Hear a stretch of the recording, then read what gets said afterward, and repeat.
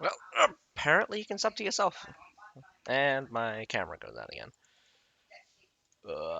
Bop-ba-doo. Activate. Ugh. Hopefully the clean feed comes back. It was working a second ago. But that causes a massive lag in my processing thing every time I do that. Just visual stuff though.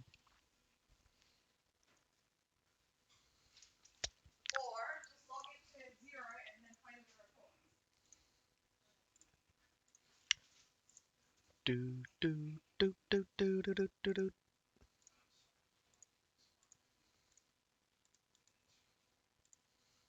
Hey, there we go.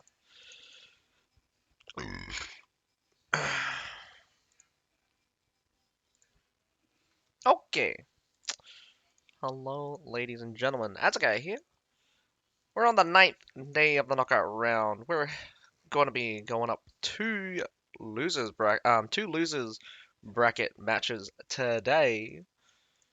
Let me just double check. The ones I notice on who's actually fighting today. And it was CBL. Where did it go? There we go. CBL information or discussion. It was on discussion, which is hilarious. Okay. Well, it should do. It is scheduled for 8, which is now. So it should start it should in all honesty, a lot of these broadcasts are a little bit like 10 minutes behind, so we could be seeing the first battle probably in around about 15 minutes, the longest, if the battle is actually even happening. Anyway, I do have the information I've got. So, the battles that we'll be playing off. No. I mean, for some reason their organization is kind of like 10 minutes behind. Normally it's a 3-minute delay for the stream, but sometimes their organization is not on point, especially when they have the hosts themselves. Or maybe it's waiting for players to pop up. There's always that as well. Nevertheless, we have first up is going to be Gungnir versus PLEBS, and then second we will have ZEON versus ONFIRE. So we'll have those two matches today. These are teams that have been knocked out and have been given a second chance here in the lower bracket. So hopefully someone will rise above and challenge back the person who defeated them. Well, that's if that depends on who wins the winners bracket.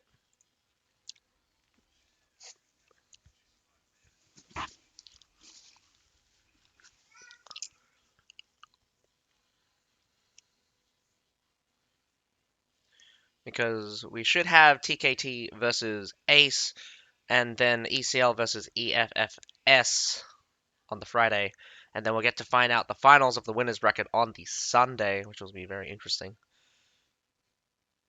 And then we'll get the losers bracket as well.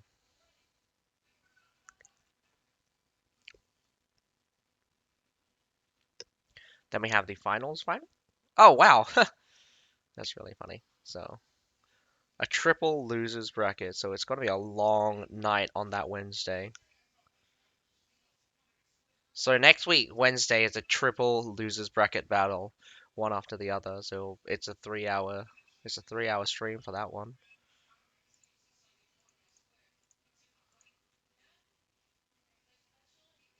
Sunday next week, no, Sunday the 14th is the finals of the finals. So we'll get to see that. So the winners of the winners bracket and the loser and the winner of the winners bracket get to fight it out. Could be a rematch.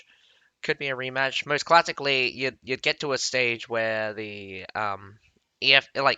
most of the time the winners of the winners bracket will always end up with rematching. Well, I mean it's a guaranteed rematch. It's almost a guaranteed rematch according to how how team strength goes. Unless the winners of the winners bracket had a really easy time.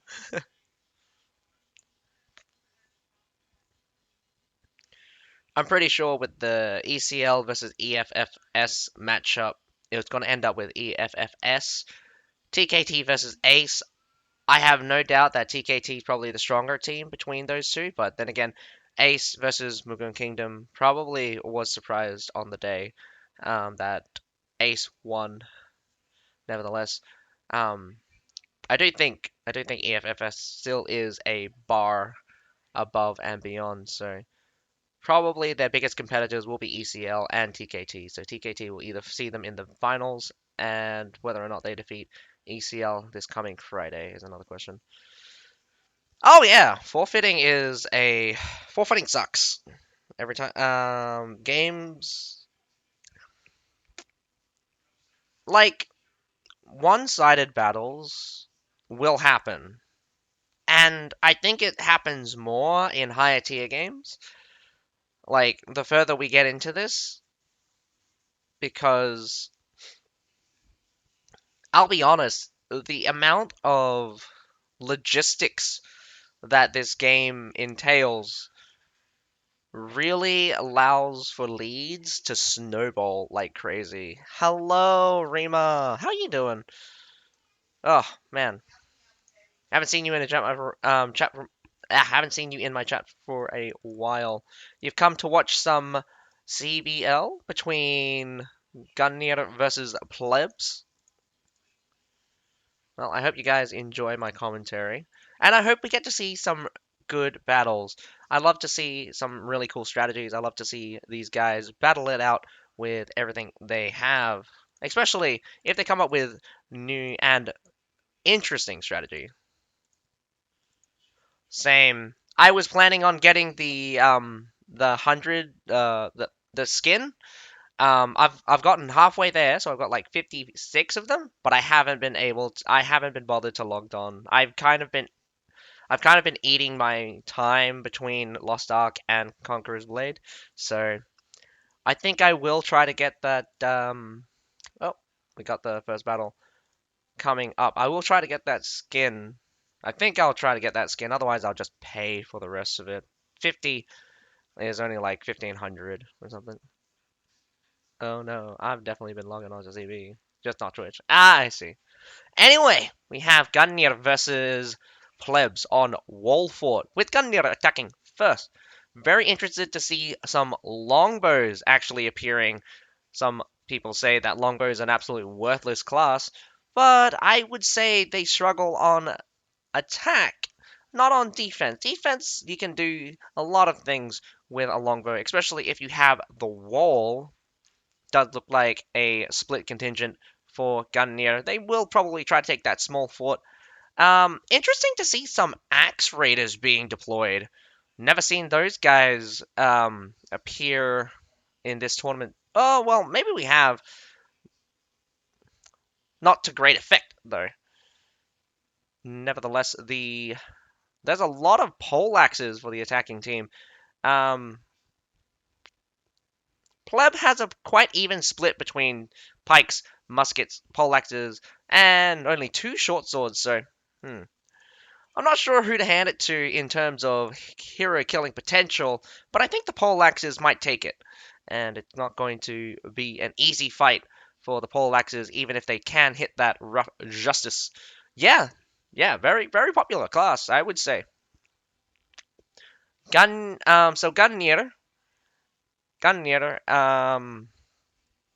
is from LA. Well, I believe there is a house related to them in LA. Oh, yes, thanks, Mesme. They're apparently LA Japanese. If I'm not wrong, they are Japanese. I believe they're Japanese. I believe Mugun Kingdom is also Japanese, but I could be wrong about that. So we have two Japanese team here. Mugun Kingdom, well, I mean, Mugun Kingdom had a different battle. I'm not sure if they moved on or not.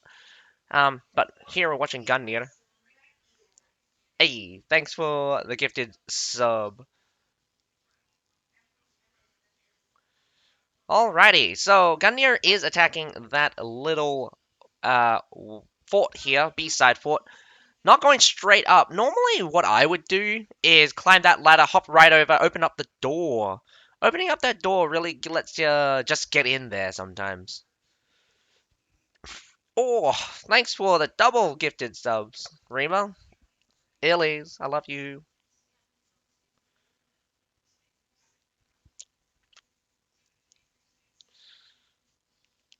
Alrighty, Plebs is falling back across the bridge fairly easily.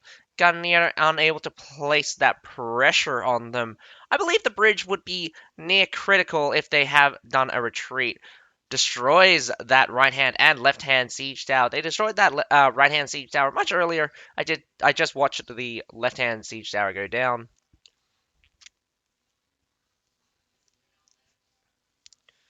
So Gungnir picks up this supply point. Not terrible in terms of logistics. Allows them to feed in troops a little bit closer than that supply point at the back.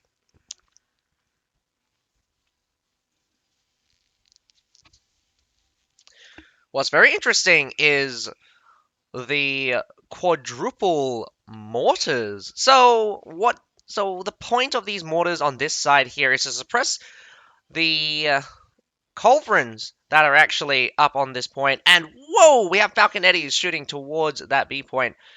Very surprising. One of the mortars just gets clapped by something. Not sure if it was a culverin or not. But they do know that the culverins are there. Whether or not the mortars are able to hit them is another question. It's very good value, I would say. One artillery for another artillery, especially for the attacker. You really need to kind of make up that difference when you're the defender. And that's kind of one of the hard things about being the defender is the amount of resources that the attackers really have to throw at you. In terms of artillery and trebs, 15 trebs and 30 artillery versus your 10 artillery. You got to make use of that as you will. But you do have the benefit of the doubt. Whoa! What a treb. Absolutely at nothing.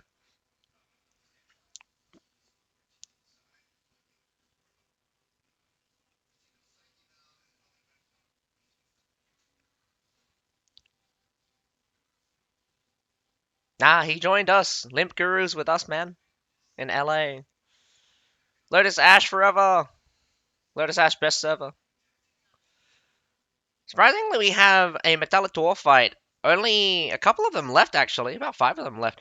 The culverins are up here on this wall next to the B side. It's actually still alive, surprisingly, committing 4 mortars to basically nothing. I didn't even think they got any of those culverins, so that's really bad, actually.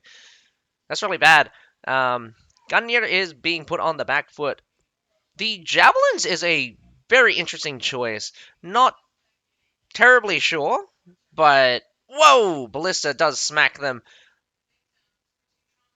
Getting 2 of them, not bad.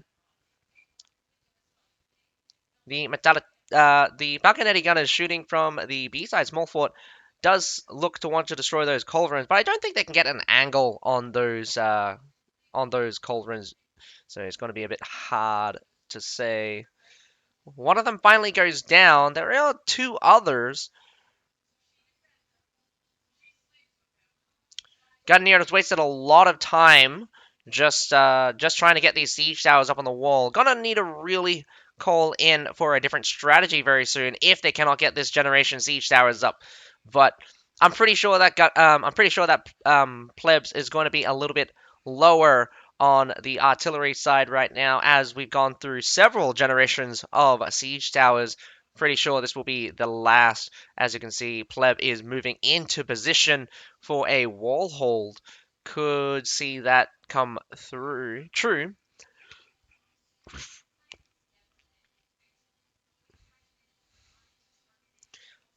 One of the things you got to be careful about when a broken wall goes down is how close your units are to the top of that wall, because sometimes when you're next to that wall, stuff dies. Previously, back when, well, if you're at the base of it, sometimes your units would die instantly. My units died instantly once. I was really sad. So left-hand siege tower does mount, wall break does go down, right-hand siege tower getting very close. Middle siege tower does look like they're swapping out their units, going to be ready for a all-in from Gungnir. 3 minutes 40 seconds to go. So Pleb has definitely made themselves a lot of time, and with the benefit of being able to feed in troops. Not so easily, but Gungnir only coming from one direction is probably to the benefit of Pleb. Take that hard fight really quickly and feed in troops for the rest. Gungnir is setting up yet again, but only 3 minutes 15 seconds to go. Probably less than 3 minutes technically, as you need to get onto that point and actually have it cleared for about 20 seconds. So it wouldn't be a bad idea if Pleb simply just retreats, but they didn't see the full deployment of a couple of those siege weapons. I mean, some of those weapons there. It's best practice to kind of bait the enemy into just having those artilleries be deployed, even if you don't plan to take the fight. A has been given up, so Pleb has chosen to give up the wall. Very interesting choice here, to stay next to the wall, in fact. This is also a really good idea as well, because once they're on top of the wall, you can trap them on that, Oh, wow. I thought you had to be a spear to do that, but apparently not. As you saw, a pike, and a poleaxe just hopped over that gap really easily just there. Does seem to be a little bit of an edge trick there. Probably the timing and the exact spot that they were aiming for had a little bit of practice. So the A and the B point does get picked up.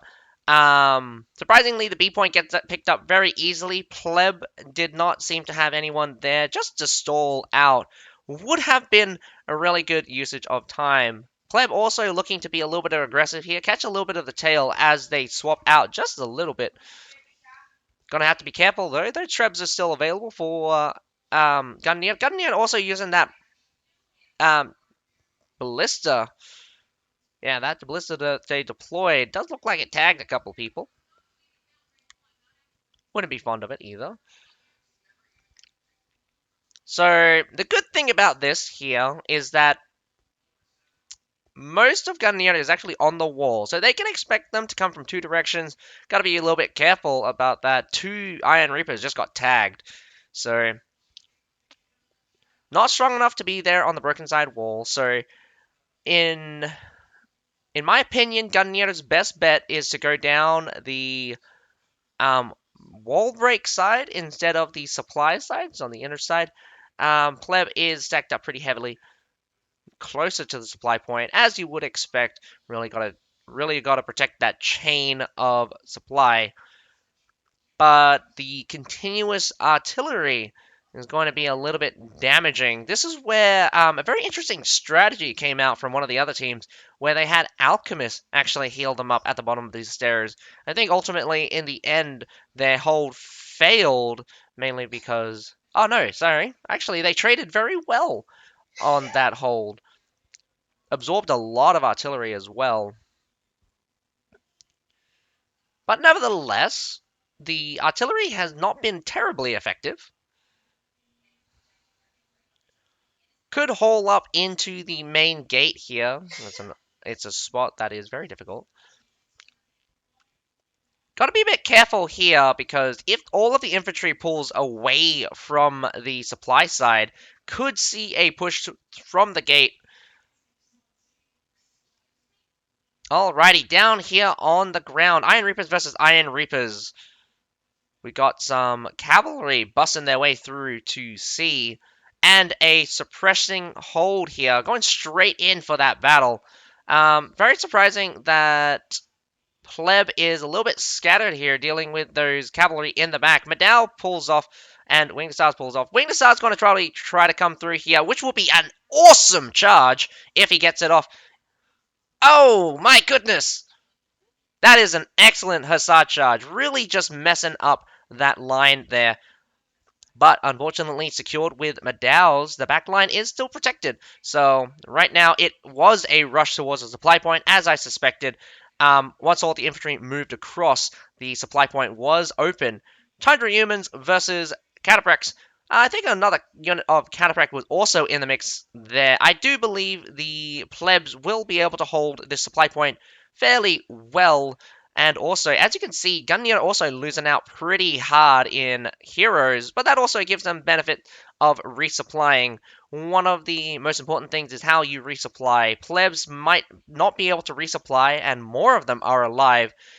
Um, could actually see some sacrifices coming out, mainly to start swapping in new units. If you can't grab new units, it is best to die, if it's your first death especially. Now, the wall hold has been broken through. 4 minutes and 10 seconds to go right now. Lots of Medal, lots of Claymores. Claymores, in fact, are very interesting. They've still got that pretty beast 15-second mode. Does give a massive debuff. Massive pull coming out of that supply point, so they're going to have to re-establish themselves. Nice pick if they manage to actually get that Axe Raider squad, but that Axe Raider gets just leaves, apparently. Indeed. Should have went to C. Kept the pressure on. Kept the pressure on for plebs. Make sure that they keep on their toes. Now they're moving to C, but it's a little bit late. It's going to be an extended fight here. I do think Gungnir needs to start accelerating the fight in their favor. I would definitely start being more brute forcey because there's 3 minutes 20 seconds left to go. They do another massive swing. Pleb does catch it, and they do move to intercept. This is very good, but the only problem is here, if it's another swing, Gungnir goes straight back to C. Gungnir taking no chances here. They don't want to have a direct confrontation, but you have to fight sometimes. A good time is to cut the pleb off in the center here. You really need a contingent to come up through that main road, stop them. But right now, the muskets are doing very good work. That's true. Lots of caltrops. Slows the enemy movement down. That can create a lot of value. Pleb giving up the supply point? No. But those shield maidens are about to be smashed! Oh, goodness. That is kind of brutal. But right now we have a massive fight happening at the C point and a little bit of a skirmish there at the supply point. Right now, I can't really tell what's happening, but the overall dominance is for pleb right now. But it could swing back as Cataprax comes in from the rear. Medal's now pulling up towards the C point, and it does look like the back latter half is about to be cleaned up. Winged Hussars come through, but it's right into that Medal pile. Does look like a little bit in favor for plebs on the back side. These Medals could be cleaned up very shortly.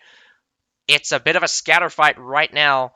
Pleb really needs to get in more troops right now, as Gungnir could be looking for a respawn. They're holding up that supply point, so you really need to use your other supply point at the back of the base. That is the defender's advantage. But as more pressure mounts on pleb to reestablish their line, if they lose that supply point at C, this could be very desperate indeed. Oh no. A massive pool of several units. A glaive actually hops on top of that point, buys a little bit of time, resets. Another reset by a short sword at this supply point. You can't see it. I'm going to turn off my camera just really quickly here. But as you can see, that short sword is living. Another person tried to also hop onto there and was unsuccessful. Oh my goodness. I'm very unfortunate that you couldn't see that play there because of my stupid face. But I love it anyway. My face needs to be on the screen. Well, yeah. 49 seconds left to go. Keshig's out on the field. Gonna go straight for those surf units. Demez Pikeman does really well against Keshigs, especially when they're not charging. But we also have some halberdiers. Wow, Cataprax also makes a mess of things. A little bit of a rush for Gungnir, but Gungnir has nothing left in reserve, as looks like there's literally nothing here on the field. Pleb doing super well at holding this C point. Pure domination right now. Only 2 heroes left for Gungnir. Gungnir is throwing their lives away at the very end there. So, well done, plebs.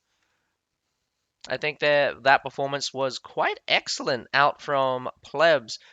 Really, really, really not being flustered when Gungnir does the flipperoonie and then flip back. Definitely also really great for those supply resets, especially since it delayed a massive pool and eventually actually dominated that supply point yet again. I think Gungnir also was not doing was wasted too much time on getting those siege towers up on the wall. Really need to think about a different strategy, especially when you're clocking down less than 3 minutes by the time you're up on that wall. But that is also his Pleb's benefits. Pleb also being able to suppress those siege towers, really well done. It is a classic strategy. It's effective strategy. Take out those siege towers, the enemy will be too afraid to do anything else. And this is one of the things where you just need to come up with a different strategy. There are many strategies that you can take. Well, there's only few strategies that you can take actually. B is one strat. Taking that B side bridge is one strategy. You could go for the main gate, another strategy. Could go for that broken wall, or a combination of all. A very desperate strategy is to take the ladders. Ladders are very difficult, I would say. Um, but getting troops up on the wall, applying pressure to the enemy, especially when you've got Treb support, could really put the fear in the defenders when you get anything significant. I would also say that it was probably difficult for Gungnir to take a direct fight because it didn't look like they wanted to take a direct fight.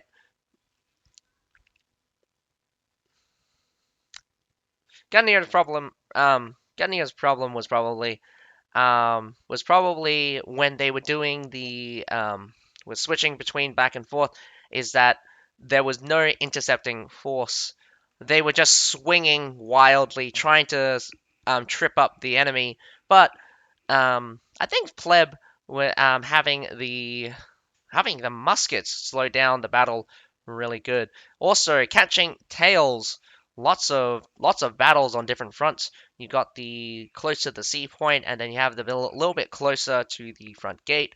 And that section got cleaned up by shield maidens. Very surprisingly, shield maidens are being more used, so it's a nice unit. Whether or not it's terribly effective is another question. I think a good old tier 5 could probably deal with it, but maybe not. From what I've been told, Mount Active, Pleb is actually EU. They are a team that plays on the EU server by my.com, and they have come to play in the Asia tournament.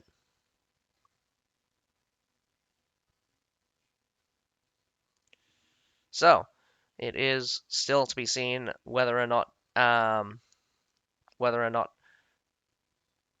their skills transfer over.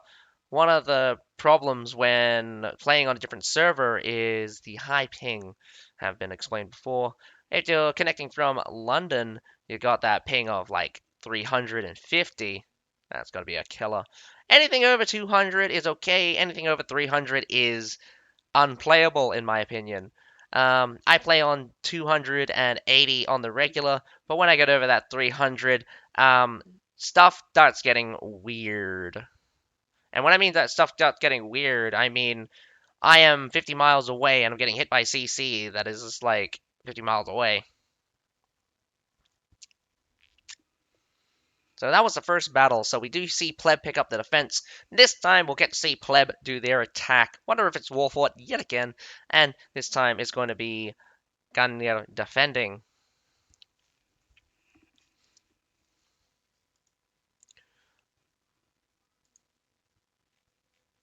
EU1, not terribly sure. I just know that they're from EU. So yeah, Pleb from EU1 says El Jahim. I'm gonna say. Yep, apparently it's from EU1. So says my chat.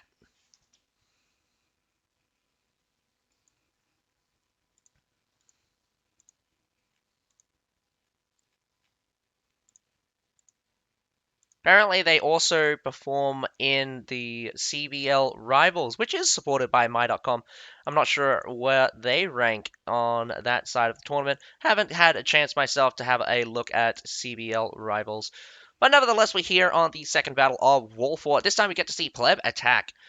Last time we see these guys attack a bit too aggressively, getting caught in a trap. Definitely into a death spiral. Gungnir coming out with quite a few tier 4s. That tier 4 mass might work out in trading. Whoa! One of the members from PLEB just clocked out. Hopefully he comes back. It would be very upsetting if it's a 14v15. We do have 5 claymores coming out from Gungnir. Very interesting pick. Lots of claymores though. Lots and lots and lots of claymores. Lots of tier 5 cavalry as well. Amya going out with the double tier 5 cavalry. Gonna have to really rely on the rest of his team to really capture that wall. We'll see if Gungnir goes in for the hold or whether or not they give up the wall. We still see their 15th member there. Hopefully he does reconnect. But one of the problems about reconnecting at a later time, you do end up with 1 death starting off. So you got to be a little bit careful when you're coming in for CBL. Your internet needs to really be, you really need to rely on your own internet and computer to stay connected to the game.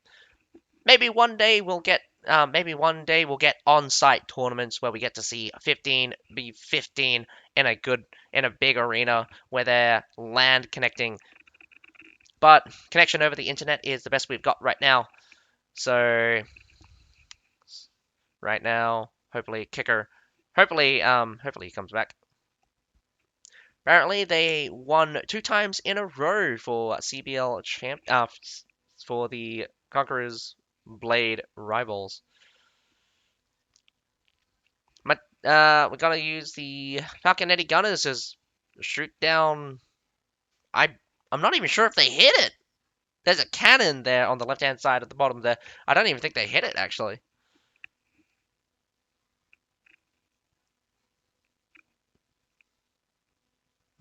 Just heroes down there. Not sure why Gungnir is not challenging them. I would definitely challenge them down there.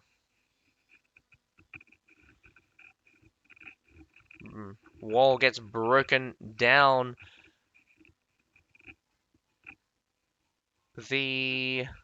Surprisingly, the using mortars at the back of the stairs here, classic strategy if you don't want your if you want to guarantee artillery. But my goodness, your aim's not good. I thought you would practice this. I haven't practiced it myself, but whoa. Retreating halberdiers. Although the retreating halberdiers are not, well, are fighting still. We get some good old Iron Cap. Whoa! Iron Cap Swordsman cancels their charge before contact. Might bait out some people. Ooh, that could have been dangerous if he charged straight into those halberdier sergeants.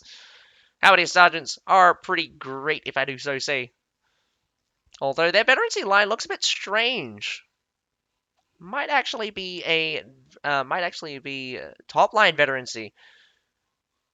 Bottom line veterancy, in my opinion, is the better of the two, mainly because you rely on that brace a lot, not so much the charge. Top line veterancy does have a superior charge, but it's not that much. PLEB also takes a very similar strategy to take out the cannons, well, the culverins up here on this wall, and I'm counting 5 different culverins, and a 6th one might be going up right now. But the left-hand siege tower did make it to the wall already, so that is a really good start for PLEB. Getting one of the siege towers up on the wall already, even though Gungnir is placing a lot of artillery down to suppress the siege towers at the current rate with 6 culverins up on that wall already deployed. I do not believe they're going to get the right or the middle siege tower up. What's really good about this is that if they send a split force onto the siege tower and through that broken wall, you can catch the enemy in a tidal wave, or if they pull out too much, you're going to catch them either way. So I would send a contingent there on the bottom of the stairs, have them hold that bottom of the stairs. If these guys at the back of the house pulls out, you just come up and smack them as you're taking them from the front of the siege tower here.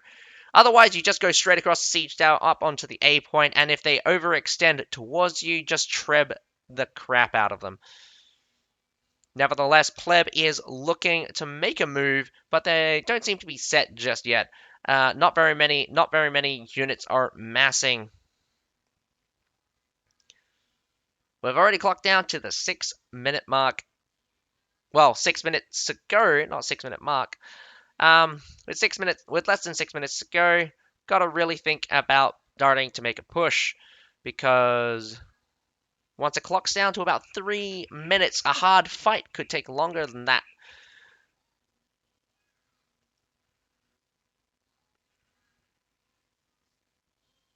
Ooh, interesting. Metallitor's here on the backside. Two of them did get clapped. Two models anyway. Does look like they went with Botter and Veterancy. Gets those 2 extra. Great for the alpha damage and great for that CC potential. Could have them shoot towards that tower. Be very terrifying. Gonna have to try to get through that somehow.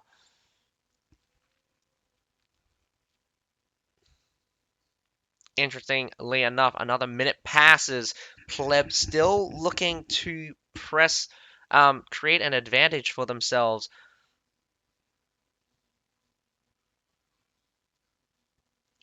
Those culverins up there on the B wall seems to be super effective, absorbing a lot of artillery, a lot of trebs.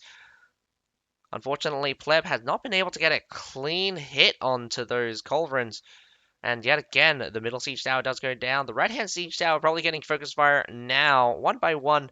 If I'm not wrong, according to how many shots these artilleries have, I do believe that the right-hand siege tower probably could only go down one last time at the very most. If not, they'll only do a little bit of damage to it, and it will make it to the wall. Well, we got less than 10 seconds to feel like the siege tower are bait. Could be. But the problem is that when that is your only passageway, you know what? Forget it. They should just go straight through the front gate, go through the other stairs instead of going through the siege tower. That would have been way better. And whoa! And there they go. Really good here. Got to take the other stairs because that stairs is definitely a bait. So got to try to slow them up. That musket. Gungnir's no slouch, though. Does realize what's going to happen and does move around. This is really cool as well, because that means their reinforcements will come through that siege tower and come up behind them. The Metallitors still have sight on them, and it's going to be a fight here at the front.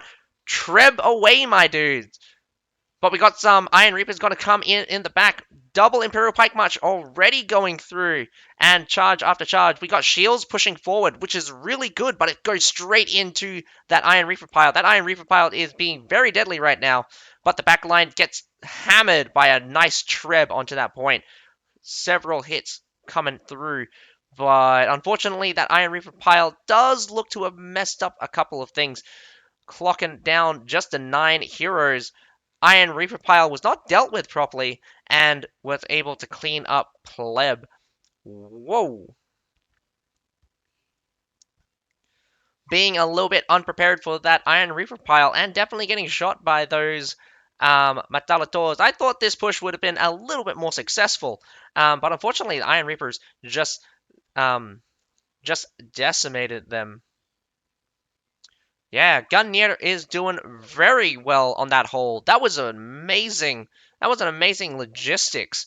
I'm not sure when they moved the Metallitors. I thought the Metallitors would be on the other side shooting, but they moved the Metallitors onto the front wall here. So, the Treb was locked up. So I think the timing of the Treb was also bad. Nevertheless. Desperate last push. Minute 40 seconds left to go. Got a minute and 20 seconds to actually push off the enemy from this point. Could go for a B. This could be a good treb, but what happened to your troops, my dudes? Oh, that's an awesome treb. Could turn the tide. They really need to start accelerating this battle here. Gungnir has probably overextended, but they are falling back. Could take a little bit of losses, but not terrible right now. That treb really needs to come in big once they stop. And delaying the battle is really good here. They built time just by simply running away. So this is really good. A strategic retreat, even if you lose a couple of units, that is not terrible. You're going to lose a front-on battle anyway. So you throw in troop after troop, delaying for time. But Pleb really needs to start accelerating this battle, really need to push, push, push, and isolate this A point, because if they can't isolate this A point within 20 seconds, they cannot grab it. Problem is now is that backline is getting interfered with, but they have superiority here on this point right now. If they can set up lines to block off the heroes, this could be huge. One short sword makes it on the way through, and a glaive. Poleaxe also tries to make their way through.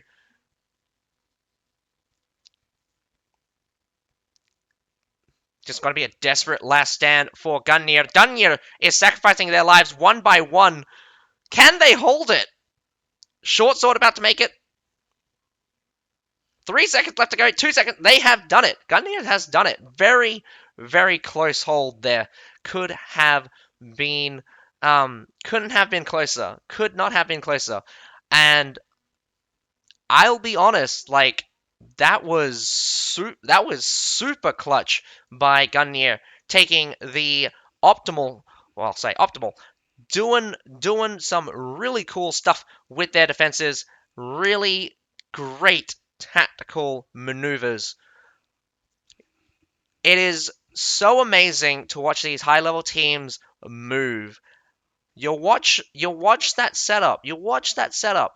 I've said this before. You let one of the siege towers get up onto the wall. You bait the enemy. You prepare to attack it. But how Gungnir reacted to Pleb taking a different route. Oh man, it's like they were it's like they already knew what Pleb was going to do before they did it. And I think Pleb here again didn't use the treb at the optimal moment. Really, that few seconds of that treb being on cooldown when the massive battle started, really gotta really hurt Pleb's potential. But nevertheless, the Balconetti gunners really did a number, really close range, and blasting to pieces across Pleb. But I also have to say, Iron Reapers, my goodness, that Iron Reaper bowl. I guess you didn't probably see it because it was so tight. I think it was about 5 squads of Iron Reapers just decimate a Shield Maiden and an Imperial Spear Guard in a few seconds. And that is a killer. That is really a killer. You got to be careful about those Iron Reaper balls. Once you notice that there's a lot of Iron Reapers on the enemy side, you have to be careful about when they start going in, because when they start going in hard, it becomes almost unstoppable. They are CC immune, they're super tanky, and they do a lot of damage. But this is also very interesting with 1-all. Pleb and Gungnir both taking a point off of each other for the defense, winning their defenses. It's going to come down to a field battle. Going to be very interesting how these teams really fight it out here on the field battle. I think cavalry reigns supreme, but I've seen many strategies here on the field battle go awry, and definitely some really cool swings. Could be another interesting field battle. We're gonna have to wait and see. These two teams have definitely proven that they've got a lot to prove. Gungnir has some pretty fancy strategies, while Pleb is definitely picking up the ball on some really cool maneuvers, really trying to get those advantages. Well, I hope you have a nice dinner, Mesame. Gonna miss a field battle.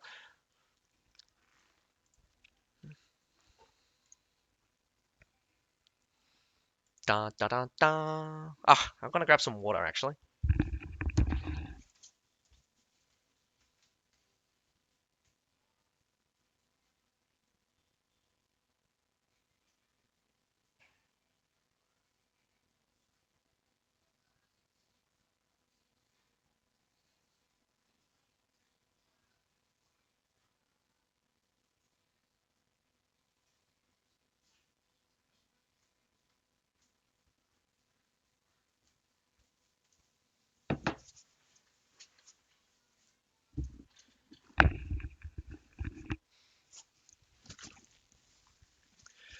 One of the difficult things that I would say about dealing with an Iron Reaper Death Ball is the fact that it is almost its instant impact is when Iron Reapers just go out of control, especially when you're right at the front line and you don't see it coming.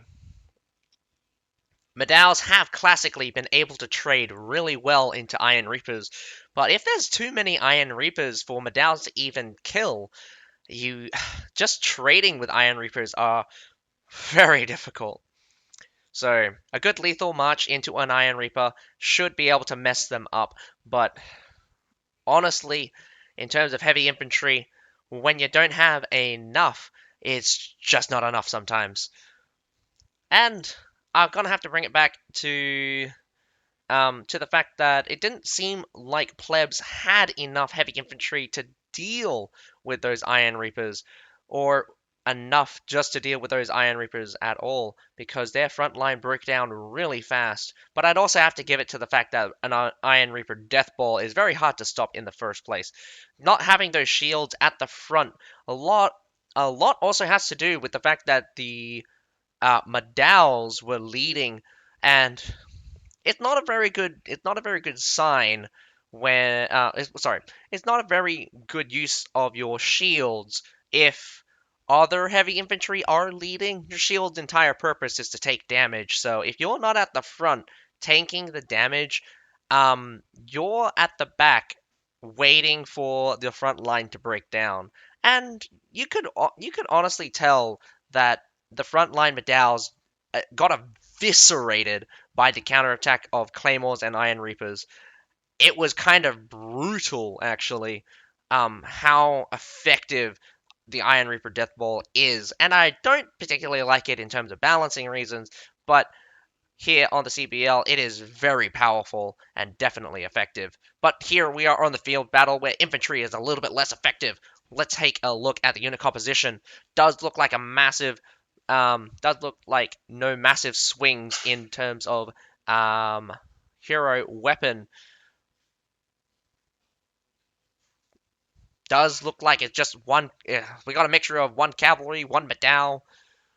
A couple of guys going out with two cavalries. Interesting to see some Alchemist picks, some Bastian Wild Flames as well, but a little bit less cavalry from Pleb. Interesting to also see Berserkers and Claymores.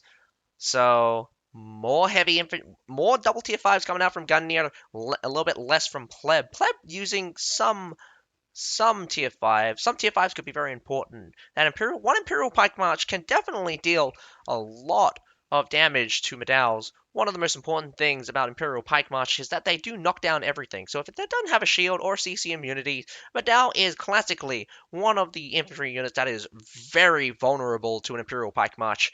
I don't think that the Claymores here are a good pick, but they do work well at surviving in an infantry mass. They also have that potential of that support point. Alrighty, nothing too fancy here, but actually, no, wait, what is this? Gungnir is switching all the way to A right now. They've only sent 2 people to C. Really gonna let Pleb here pick up the beat point. Gonna be a little bit. This is gonna be a little bit difficult because mass cavalry is gonna beat out on positioning. Pleb really needs to shore up their positions and be careful because they are outnumbered here at the A point. One by one, these cataphracts here have already gotten caught, but incoming reinforcements could shore up the position. I'm not sure what's screaming through, but it looks like a Tundra human. We've got Northern Lands Cavalry and Keshigs. Those are very interesting units that I don't see very often. Berserkers in the mix. We got another cataphract pushing their way through. Northern Lands Cavalry does get beaten up by some Medaus, and it does look like the cleanup is slow, but surely going to come through. Whoa! Cataphracts coming in from the rear there. Almost got all the way through, but doesn't seem to be terribly effective. The number of heroes left from Pleb, though, is down to 10. Not very good, in fact. pressure for PLEB to hold this point with their lives. We also have some Medails coming out from Gungnir as well. Wing Stars charge in the back, so they take a lot of damage, but they still there on the point, barely on this point. PLEB needs to hold long enough for reinforcements because Gungnir's gone all in on this A push. They're a little bit far from reinforcement. That supply point has been gotten, so reinforcements is possible. Most of this is a respawn for PLEB. PLEB needs to reverse the heroes and stop that supply point. Needs to stop the push towards the A point, and the B point here is going to get clocked up by one of their dual blades. Doesn't look like there's any hero support. Doesn't look like there's any unit support. Oh no, there is a berserker. Whoa, Gungnir does take him out. B now getting captured. This is really good pressure. PLEB not having a force there at the B point is going to send them into a little bit of a bad situation with the base point now open. Gungnir sacrificed a lot of cavalry in this push, but I will be honest, they did win out in the end, capturing the B and the C point and still holding up that A point. A lot of sacrifices from both sides. I don't think either of them came out with too much ahead. I do believe that Amya actually distracting them on the backhand side, doing very well, delaying Gungnir's aggressiveness. We have 8 minutes and 30 seconds to go, and we've already had a very action-packed beginning for this field battle. Short Sword is trying to delay pull from supply point. One important thing is that hut. I hate this hut.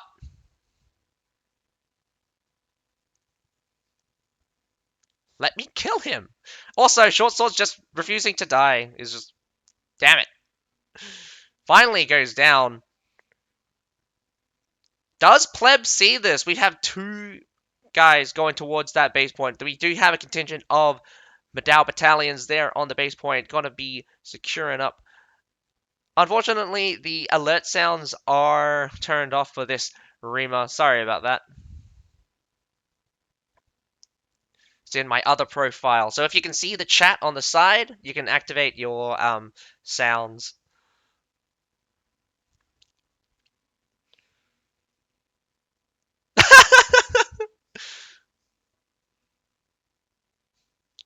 I don't even know how to give points back.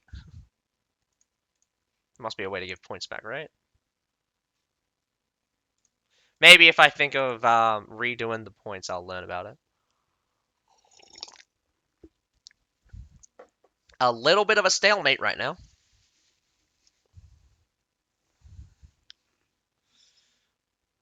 PLEB is under a lot of pressure to really shore up their flanks here. 4 different cavalry here. They're putting, so we're going into kind of like an arty phase. Just stream more and give them back that way. Yeah, watch me more to get more points. That's how you get your points. So this is really good that they have shields. This is the time where shields are the most effective. Gungnir is still moving around. Could brute force this one Medal. PLEB is in a dangerous spot. They don't seem to be reacting very much to this mass. Oh man, that Winged Hussar is about to be surrounded. He doesn't know which way to charge. He has to be careful. Oh no. The charge is only partially effective. That is not good at all. Gotta swing back. That supply point getting captured is also pretty awful. PLEB is being sent through a loop, a push towards the B point, and it's another massive swing. They didn't grab the B point, but they just lost a bunch of units. Both sides losing a bunch of units, actually. But I think Gungnir came out on top as they finish off this shield. Ballistas being used to pick up a couple of kills. Could secure victory by attrition because Gungnir actually lost a little bit more in that exchange just now. Oh man, that's gonna be brutal. The supply point grab could have actually sat on it and really allowed Gungnir to clean up. Massive pickup. Whoa, four guys from PLEB. I mean, four guys from Gungnir just died. How?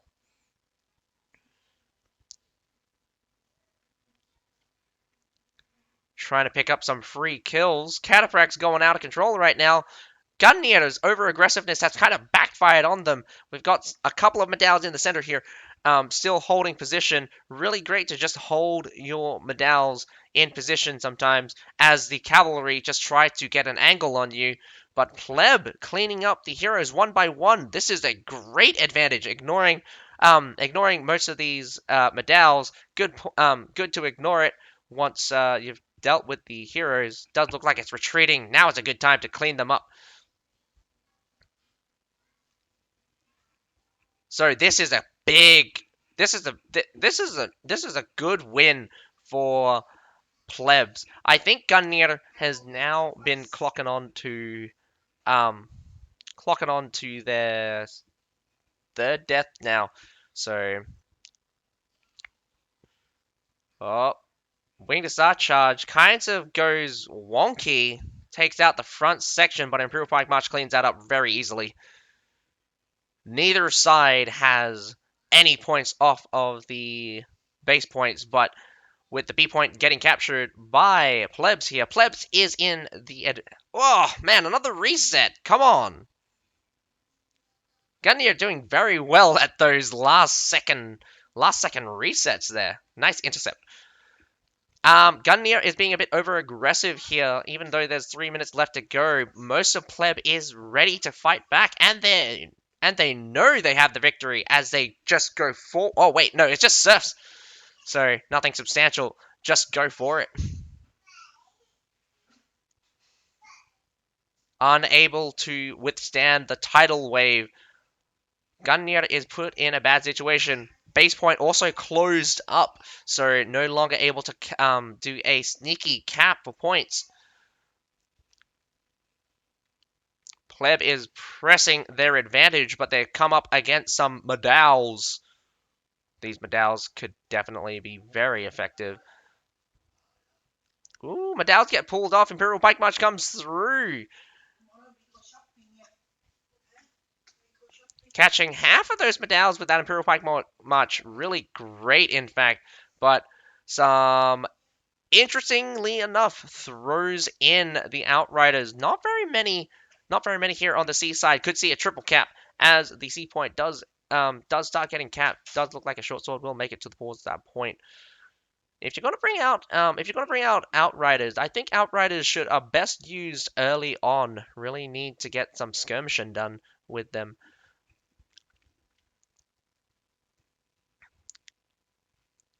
With a significant advantage now to Plebs. I don't see any way Gungnir can reverse this unless they just kill out all of the heroes.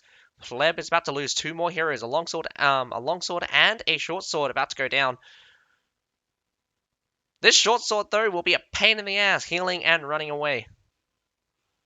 Oh no. I just noticed that there is a fight there at the A point. It's a little bit difficult to see sometimes when you've got 3 points to worry about, not to mention a base point. Nevertheless, Gungnir does seem to be losing pretty hard there on the A point, as all I see is red. But there is medals. Medals versus medals, not too bad. Those surf units shouldn't be able to deal with the medals too well. Really need the heroes to really deal the damage.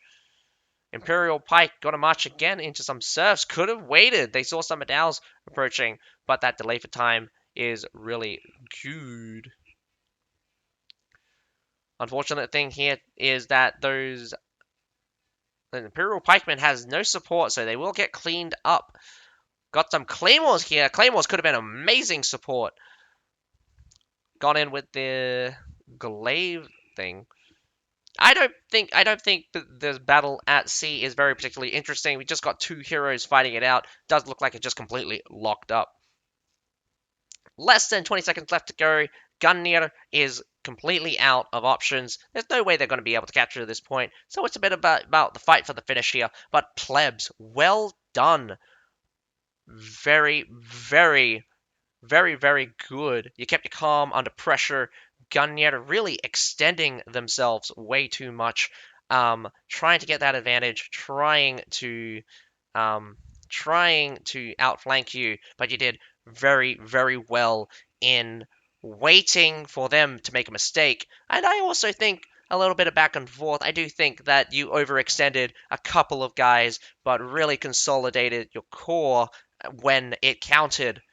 Also probably really need to secure your lines of reinforcements. Lines of reinforcements really is really important when it comes to a extended fight, particularly towards the A point. That supply point should never have been grabbed by the enemy.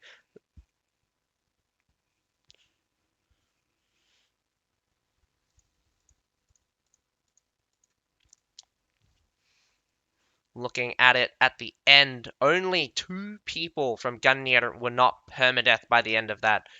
Being overly aggressive does bite you back in the ass sometimes. Sometimes the defenders fold, sometimes they hold strong. In this case, Pleb held strong against the aggressiveness from Gungnir. Gungnir is very strong on the aggression, but did not manage to trade up as well as they should have. They did catch Pleb out of position from the A point from the get-go. The only problem is that they could not hold that advantage. Also, a lot of good players from Pleb definitely holding the tide, definitely not doing it too well. Yes, Gungnir has fallen. Gungnir no longer in the tournament. That is a loss. So we get to see Pleb move along in the losers bracket. We'll get to see them fight off whoever's going to win this next battle. It was a very interesting field battle as well. I'm very unfortunate that you missed it.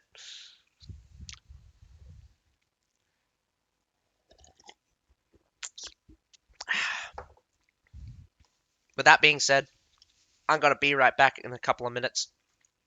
Going to... Yeah, Plebs played really well. Gungnir had the aggression. They definitely caught them off guard with that A push. The guys that were at A did super well at pressuring, at delaying Gungnir just long enough for their own guys to come back from B.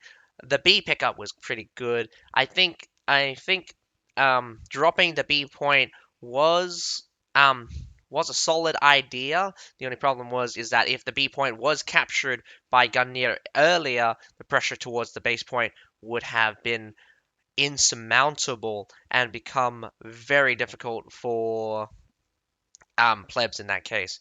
So Gungnir's tactics, I think Gungnir overcommitted towards the A point and didn't change tactics once it started to become hard, but at the same time, pleb really was unfortunate losing the supply point. So what you didn't get to see was that the supply point was actually in Gungnir's, was actually grabbed by Gungnir, and so that is very crucial that Gungnir was able to feed in some more troops for the A push.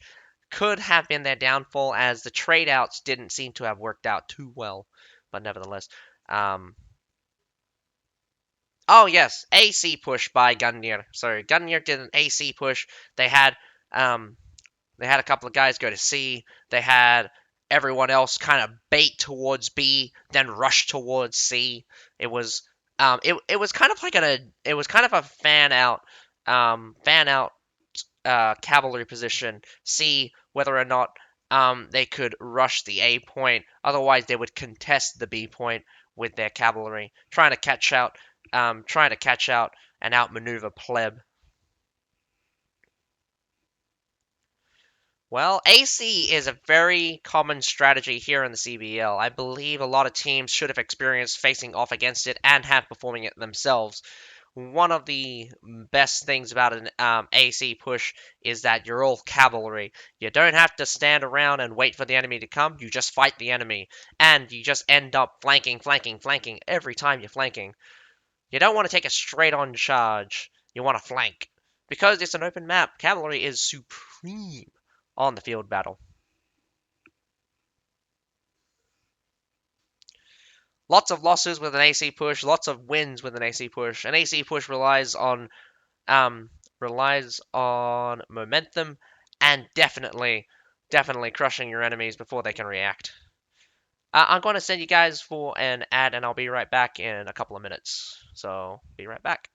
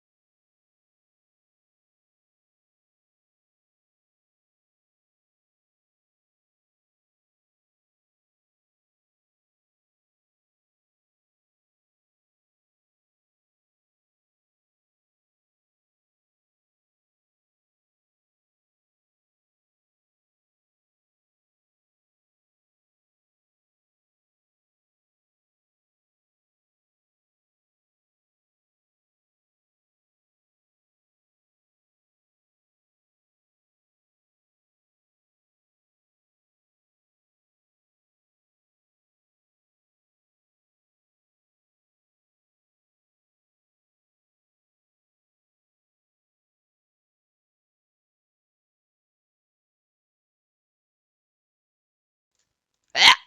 I also muted myself. Whoopsie. So here we are on Hidden City versus ONFIRE versus ZEON. A little bit late here. Sorry about that. Was just looking at some stuff. I thought I'd have a little bit more time between battles, but unfortunately that field battle really messed up on timing on things. We got 5 muskets coming out from ZEON, all the culverins in the world. We got some Royal Janissaries, some Iron Reapers. Not very many medals. Again, with the medals, not very many medals being picked up from either side. But surprisingly, ONFIRE going out with how many berserkers is that? That's like 7 berserkers. 5 of them are used. 2 of them are in reserve right now. I think this might. I think OnFire's over-reliance on the Berserkers could win them a good exchange. Berserkers have been known to trade up quite often, but sometimes against the tier 5s especially, you could end up trading down with those guys. Could just get the whole units clapped.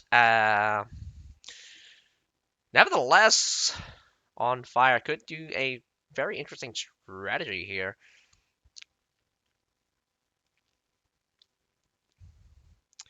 OnFire does look to be Korean. Well, maybe 1 Korean, 2 Korean, maybe 3 Koreans. Not sure about the other ones.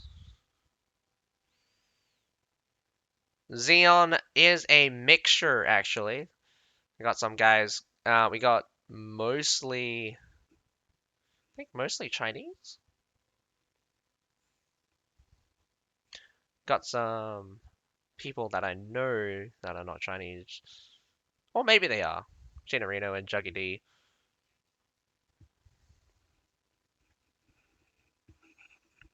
The siege towers have taken a lot of hits already.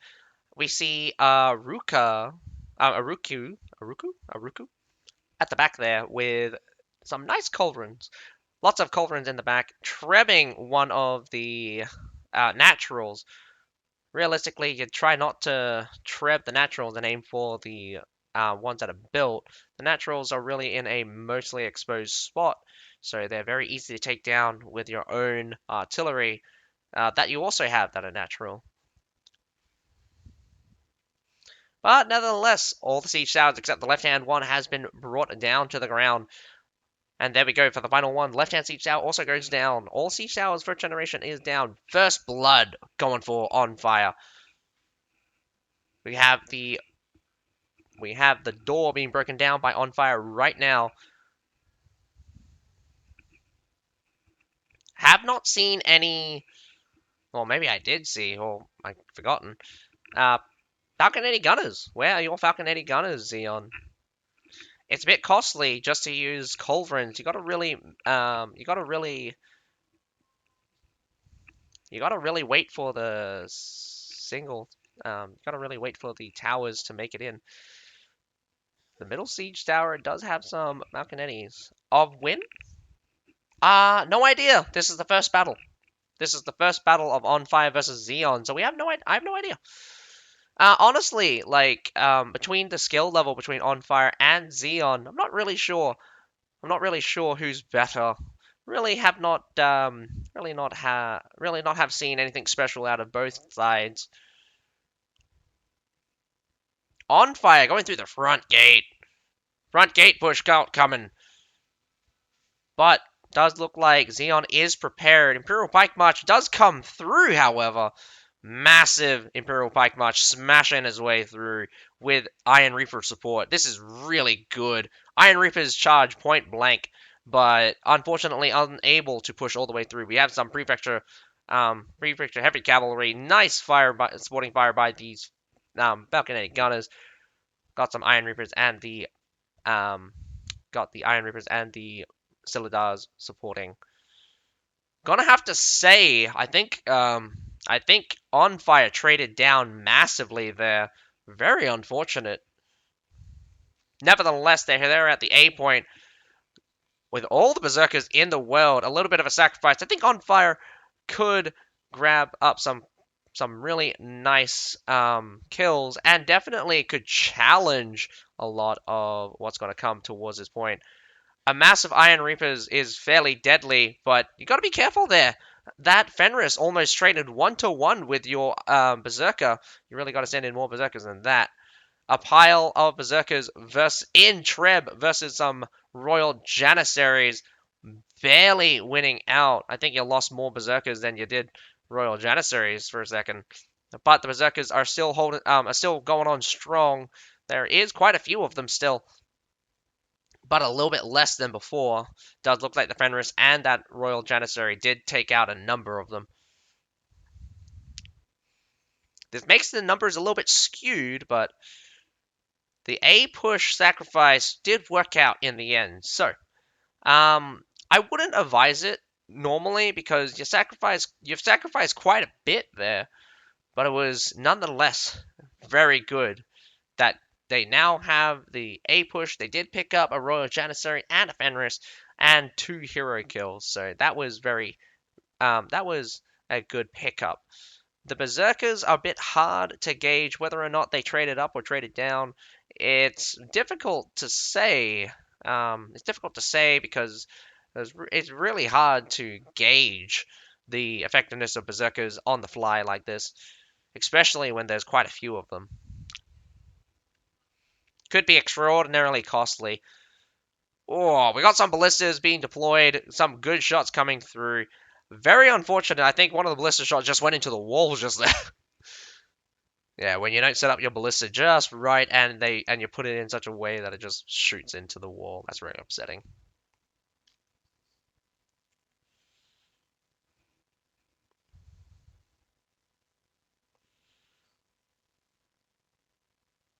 So ONFIRE not extending right across the wall, getting some ballistas there in the center, getting some ballistas there on the sides, but not getting any ballistas here on this stairs is probably a little bit lacking.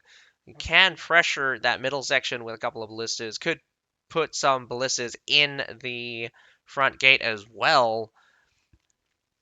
ONFIRE doesn't exactly have a lot of time, but they do have enough time to do about 2 minutes worth of nice, nice suppression by artillery. Good pressure. ZEON is giving up here on the right-hand side. Right-hand side being given up is always been an interesting choice by the defenders. The defenders could really hole up here in the center.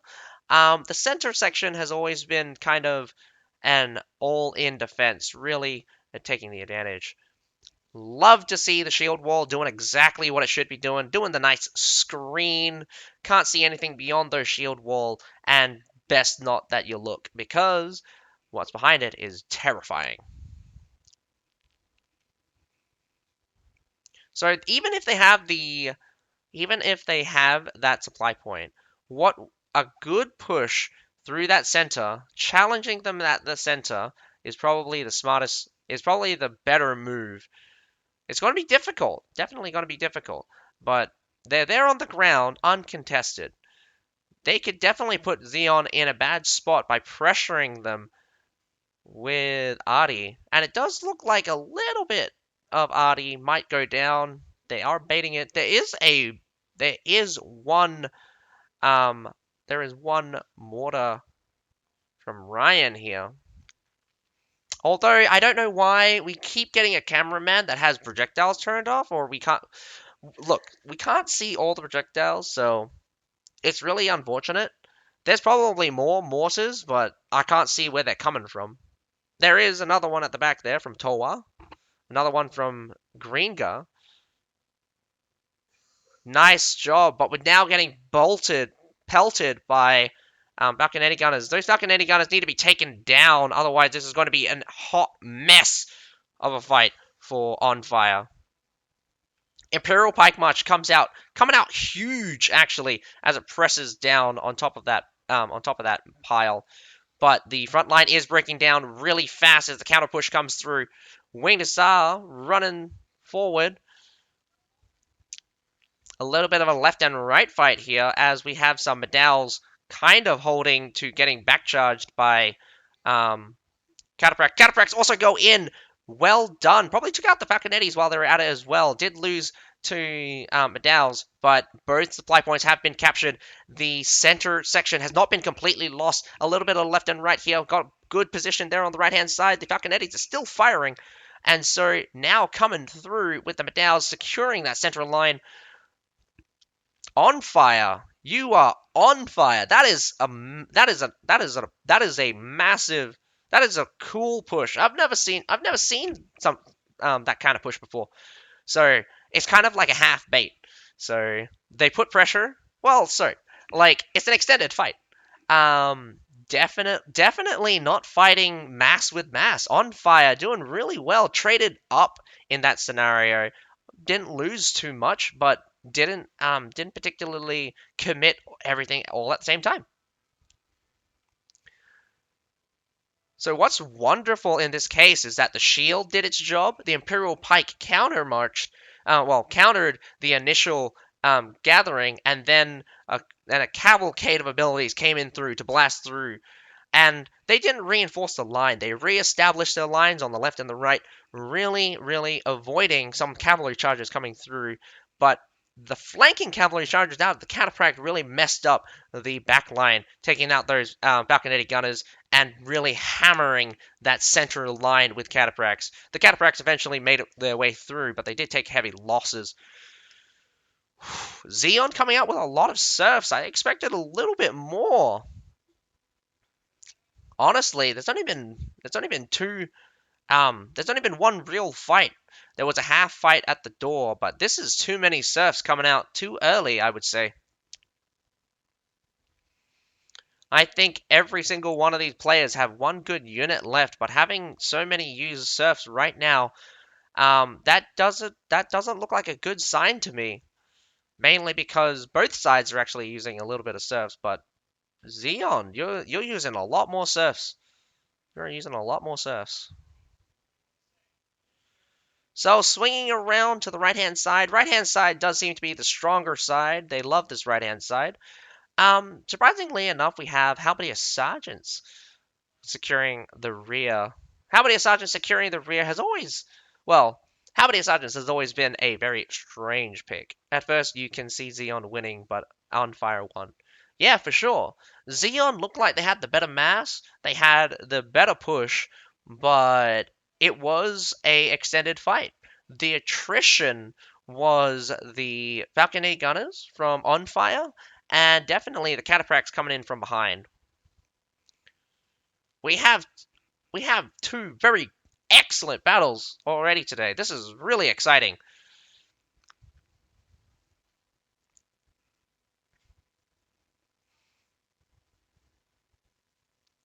That is like that's one of the first times I see a shield wall or a layered composition actually work out. It's not even a joke. That layered composition worked out so well that they're probably one, maybe two units up right now from that fight. The only problem is that I'm not sure how many units they were down because of the Berserkers, but definitely the unit scores closed up really tight. Only a 6 unit different right now. I think ZEON had the advantage, so could actually be more units up right now. Berserker's gonna go in. If it's only serfs, Berserkers will just wreak havoc. We got some nice Bossy and Wildflame throwing in. Oh, man. The start of that battle is quite brutal. Imperial Bike March coming out from ZEON. We got some Cataphracts looking to wanting to charge. Does charge through. Gets mostly stopped. We got some Medows holding the securing the back. Cataphract messed up ONFIRE right now. ONFIRE is on the back foot, but that Halberdier line heading towards the spawn points, holding strong, my dude. Even against some Cataphracts that going all the way through. But they are circling around. Cataphracts surprisingly breached through both the Halberdier Sergeants and the Demez Pikemen. We've got 11v9 right now, up for ONFIRE. ONFIRE really needs to take out those Falconetti Gunners. They're finally engaging those Halberdier Sergeants. Those Halberdier Sergeants have done an amazing job so far, really securing that, really securing some of the flanks. Medows get cleaned up. Falconetti Gunners get cleaned up. We have some Bossy and Wild Flame still running about. Not sure if they're going to be too effective, but ZEON is on their last leg. 3 minutes left to go. They're just setting in whatever right now. We've got 12 players from ONFIRE, though. They will clean up these heroes one by one. Rocking another Treb directly in path of their line of reinforcements. Unfortunately, the heroes still make it through the hold that is ONFIRE. ONFIRE needs to get some more troops in, otherwise they're going to be overwhelmed in a few seconds. They do have quality advantage. We got some Berserkers really going to cut through any number of serfs. Nothing substantial coming out from ZEON just yet, but I've seen holds that last for a very long time, and this one might go on for a while. ZEON needs a touch, though. Oh! Ah! Very unlucky. That was about a good minute and a half hold. Desperate last hold from ZeON. First victory for ONFIRE. ONFIRE, you are on fire. I'm gonna give you so much prop for that. RR 11016 doing an amazing work on that pike, really killing it. Definitely with that 1200 unit score, almost 2 warbands worth of units. One Punch -1 is also doing an extraordinarily good job. Pikes galore, really strong. Unfortunately, ZeON not so strong in the hero kill department, but still doing quite reasonably well with those 4 players going over that 700 mark. Definitely no weaklings here. You got to remember that teamwork is key. I think ONFIRE's teamwork was on point. ZeON relying on mass to beat out ONFIRE, end up losing. ONFIRE's kind of layered composition was quite amazing to watch. How ZeON basically wasted a lot of abilities just charging into a wall. Not to mention the attrition from the Falconetti gunners and the artillery definitely came in handy. Really good. ONFIRE seems to be the remnant of former Holt from LA server after they moved to JC. Really? That's good to know. Where'd you hear that from?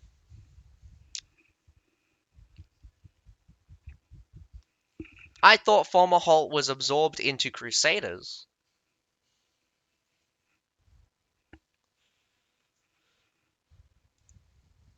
Really now? ONFIRE equals Wildfire. Okay, so is it Wildfire or former Holt? Ryan, Tifa, a bunch of names. I still can't see how ZeON lost many good units on B fight. You would be surprised that. Well, yeah, no.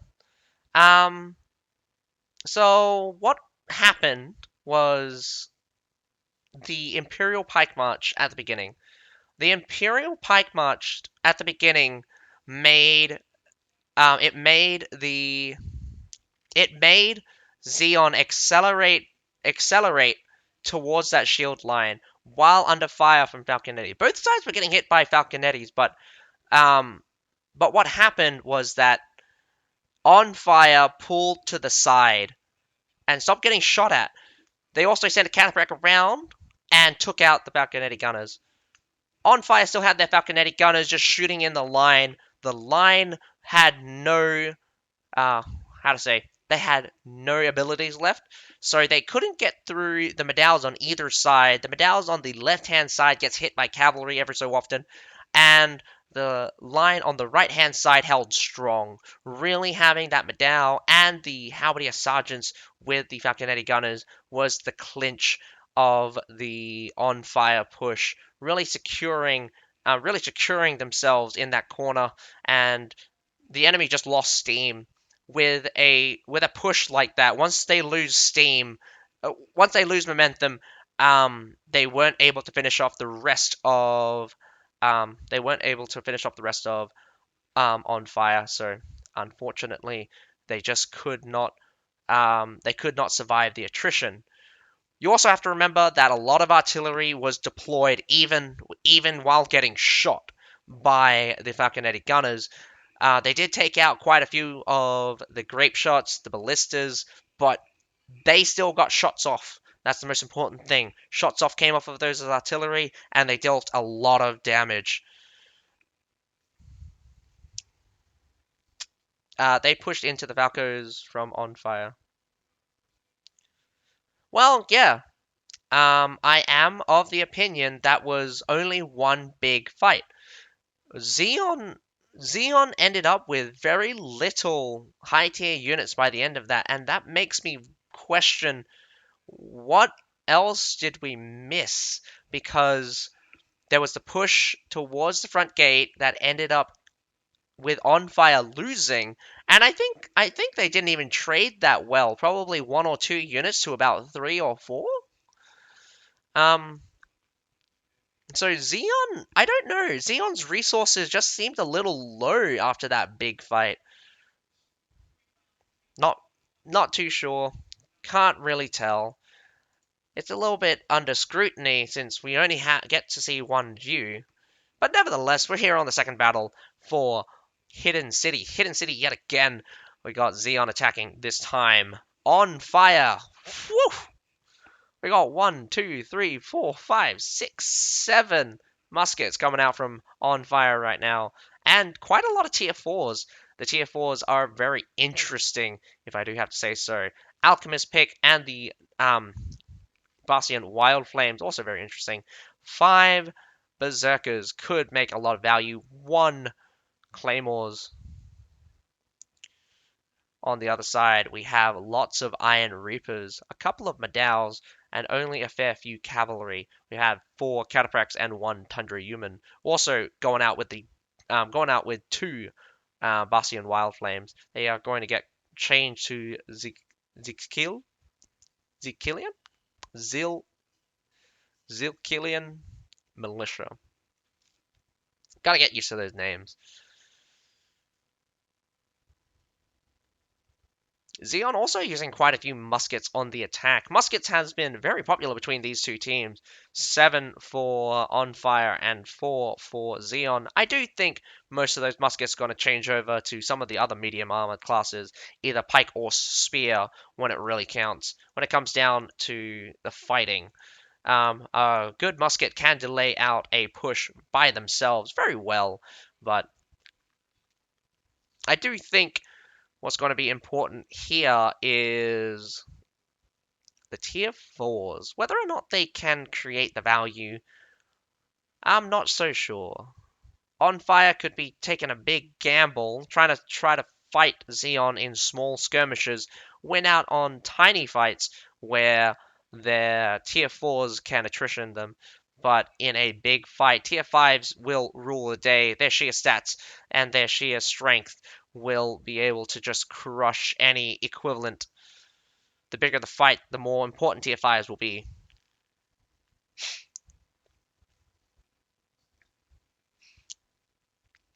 More simple, well, the more simply strong a unit is, the more easily it performs in on larger scale. We got some good mortars coming through, destroys a lot of those naturals with those mortars. Very easy to do as well from a protected position behind those wooden fences. No culverins at the back this time from ONFIRE. ZEON did culverins at the back, I believe. Right-hand siege tower is making its way about a third health. Got middle siege tower also making its way towards the wall at half health. That left-hand siege tower almost dead though. Got probably a good 2 hits left from a culverin. Will probably send it down into the dust. The front gate battering ram almost to the front gate, not getting pushed though.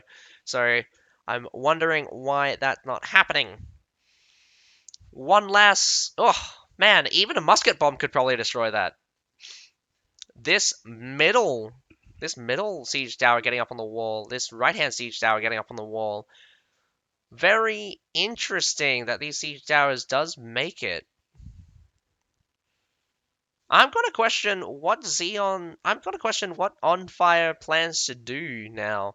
Will they give up the wall or will they hold it? Because they have some guys moving around. I just question whether or not it was a good thing to let 2 siege towers up on the wall. 1 siege tower, very easy to press. 2 siege towers, not so much. Could also be dangerous here at the front gate as a lot of people are circling it. For a second there, I thought that Imperial Pike walked just now. Probably not. If you take the middle siege tower, you're an idiot. That middle siege tower is a death sentence, no matter how you look at it. The only time that siege tower is not a death sentence is when there's no one at A. They have to give up A in order for that siege tower not to be a death sentence. Because, first of all, if anyone's on A, you go up that middle siege tower, you try to fight people towards A. But any reinforcements will come from that stairs because it is the closest supply point to A, or how to from A to that supply point is the shortest. It's the shortest amount of time, and it will also bring up any units on that stairs. You can have a contingent of units on that stairs, and you have no idea about it. What's also good about berserkers is that you can have them on the wall and not fear trebs so much. Does take 3 direct hits from a treb to kill them, and I think it takes up to like 5 indirect hits to kill them. Gotta really have them land directly on them. If they have the rage going, they probably die a bit faster, but difficult to kill, definitely difficult to kill. On fire, creating presence here. That left-hand siege tower about to make it to the wall. Good waste of time though, no resources being used. Gotta be careful about these mortars. These mortars are still being used.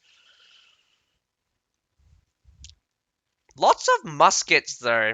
So these, like, if all of those muskets just hit those medallions at the front, I'm wondering whether or not OnFire could just kill it. I'm literally just wondering if OnFire could just throw enough musket bombs at a single unit and just kill it. Just kill it with it. Alright, OnFire has left A, but they've given up the left side supply point since they're not there yet.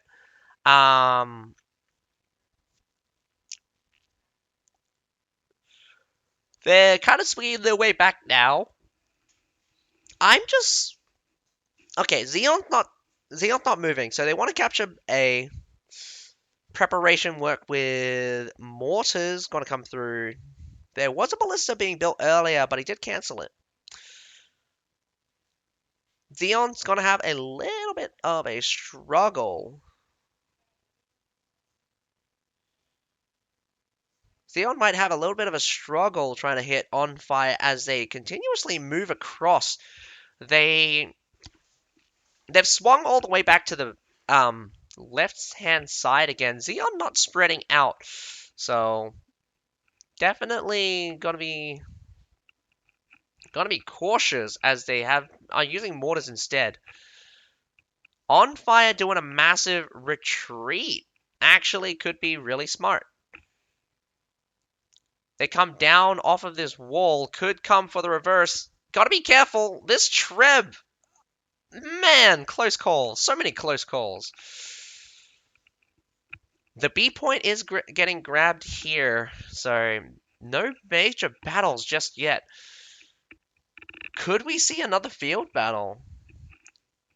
I think wasting a lot of those resources by OnFire really going to help them here in this end section. They still have a lot of artillery themselves. This is where pressure can be built by being placed in certain positions. Not to mention, you want to take fights where you're not in direct line of trebs. This corridor looking thing, main street looking thing, is so trebable. We have also a ballista being deployed. A lot of the muskets have been switched out, probably to pikes or spears. Does look like to be something like that. Ooh, cavalry here at the back. If they spot it, it is alone. Does let it go. ZeON now moving up onto that right-hand side. Gotta be an easy grab. OnFire not really contesting. I'll be honest here, though. OnFire is losing ground little by little, and the last battle could be very desperate.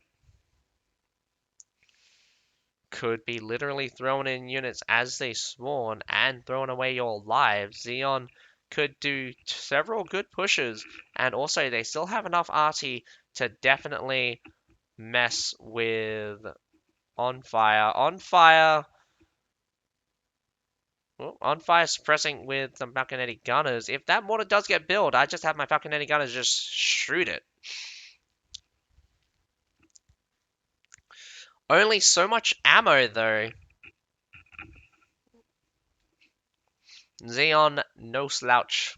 They move and across. Now holding up into the base point. This is going to... Whoa! That's a fascinating place to place yourself.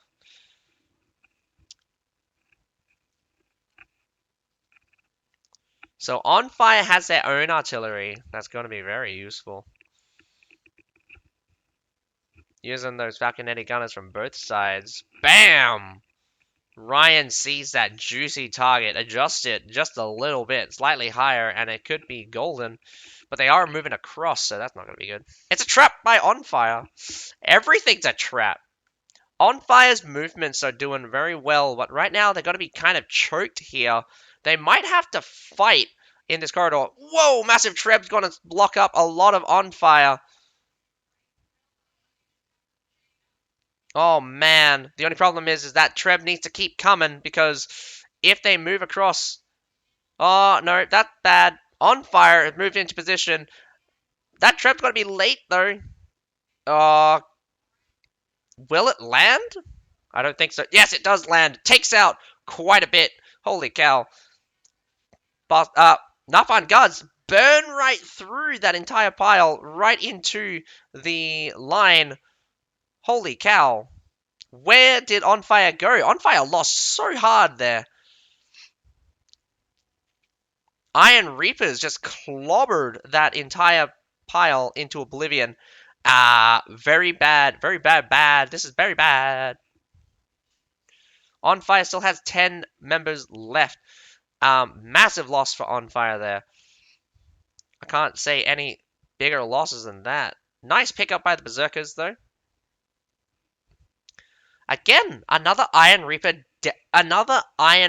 death pile, really messing up the pikes.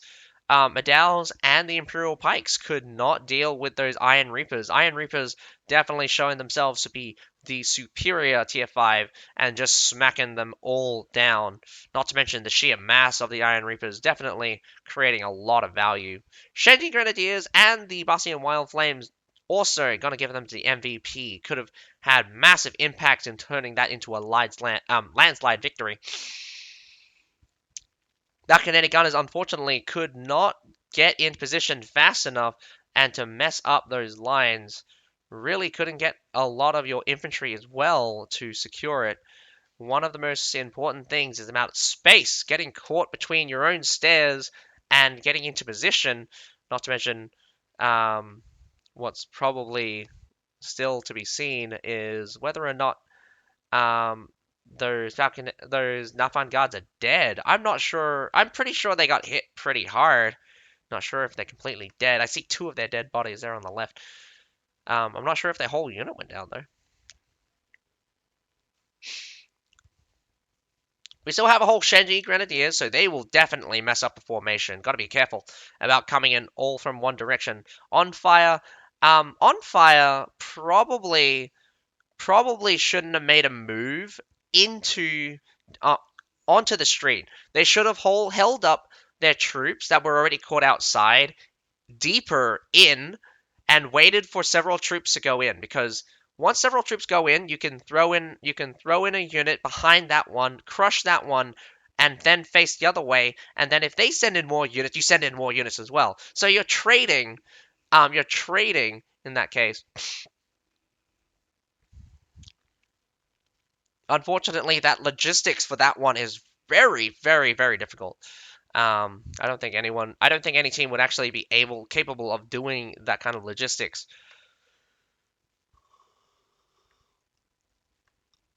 Oh man, 2-pronged attack. This is going to be about hell. I would have retreated out onto this stairs, actually. Getting trapped here is it's the worst situation you can be in. The guys on top of the base point just gets absolutely smashed as reinforcements come here from the side. This reinforcement coming out from the other side is really good, actually. Coming in from one direction, reestablishing the line here from the left-hand side. We have some cataphracts also looking to come in from behind. Shield Maidens kind of semi-dodge as they get pushed off from that base point. Some grape shots being placed down. good positioning as we got some Shenjis and some Bastion Wild Flames. Those Shield Maidens are still going on strong. Could go in for an attack. Ryan now going around. Could intercept some Fenris pack. Could do a massive charge. United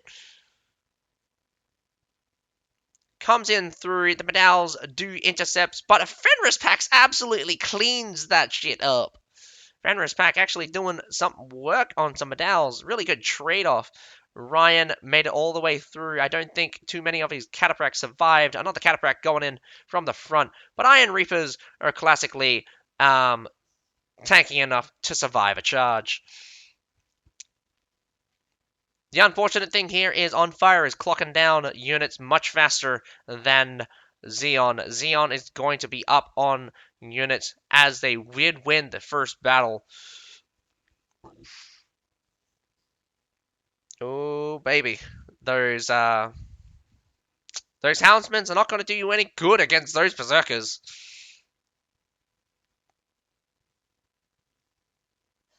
Ryan comes in with another cavalry charge. Have no fear. Cavalry's here. Smashes. Gets smashed, actually, by the Halberdier Sergeants. That's unfortunate. Iron Reapers still going strong at the front line. 2 minutes. Oh, man. The Halberdiers are kind of the securing force. Really, really, really going to be the most dangerous thing here, as their phalanx formation is very wide, and getting touched by it can instantly drop your horse sometimes. Tifa also going in very close to those. Oh, there he goes. And victory for ZeON. 1-all. Alrighty, taking a look at the scores.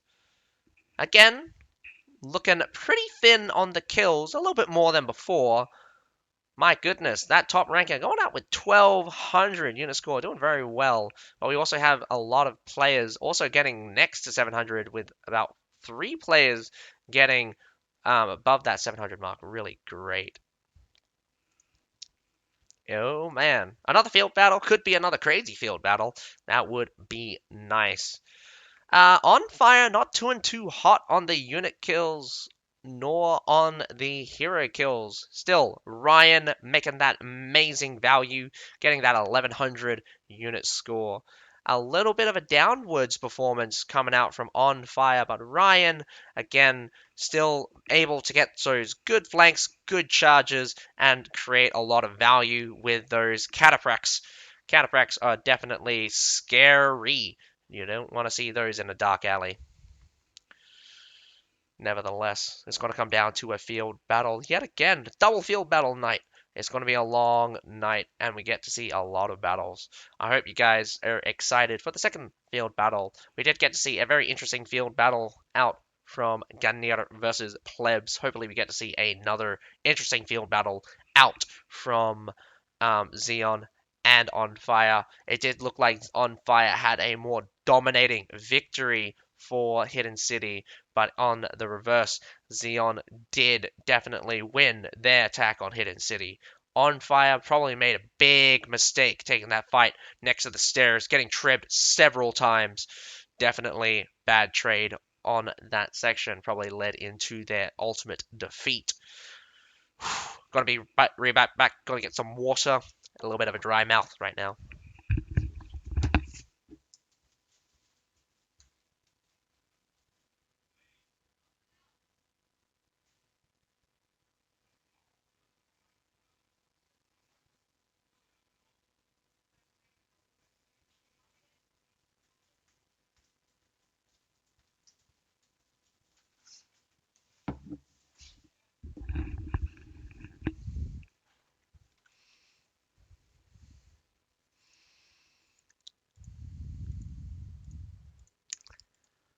Da, da, da, da, da.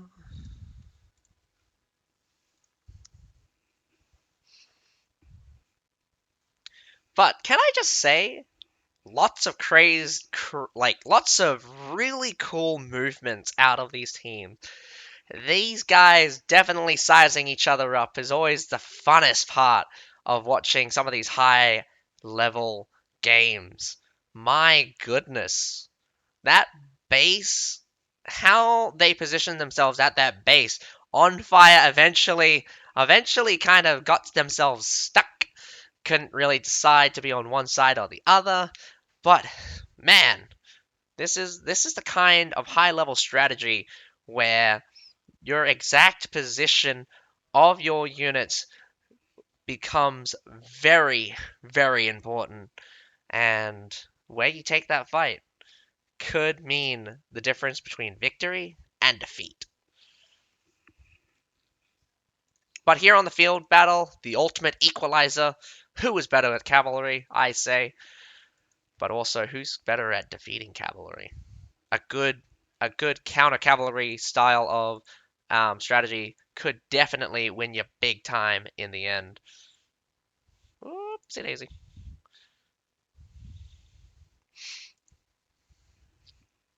Frames dropping because I started up Conqueror's Blade. I'm just logging in.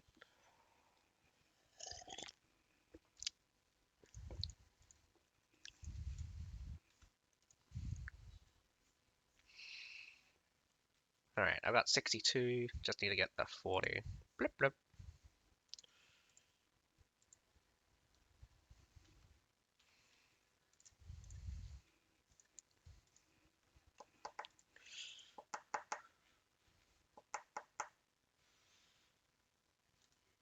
Da da da da. Da da da.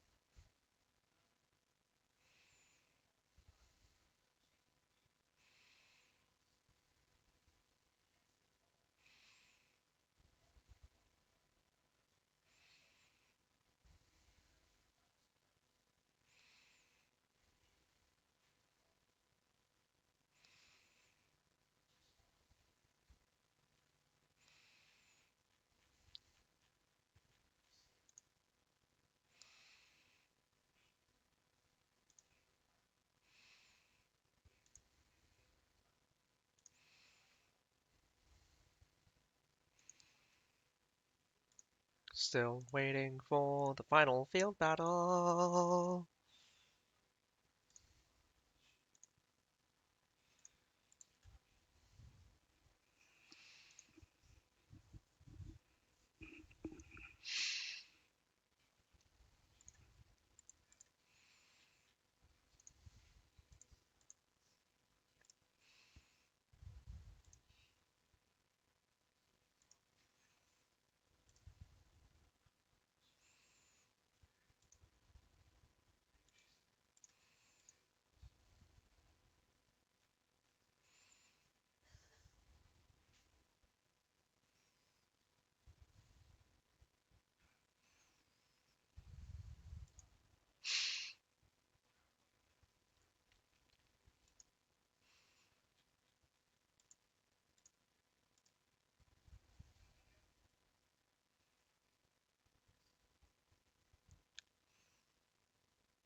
I'm taking a look at the Conqueror's Blade devs chat, and I have no idea what yellow mouse means. GG yellow mouse, GG, GG yellow mouse, yellow mouse, yellow mouse. Who's yellow mouse? Everyone follow me, say yellow mouse OP. Maybe it's one of the guys.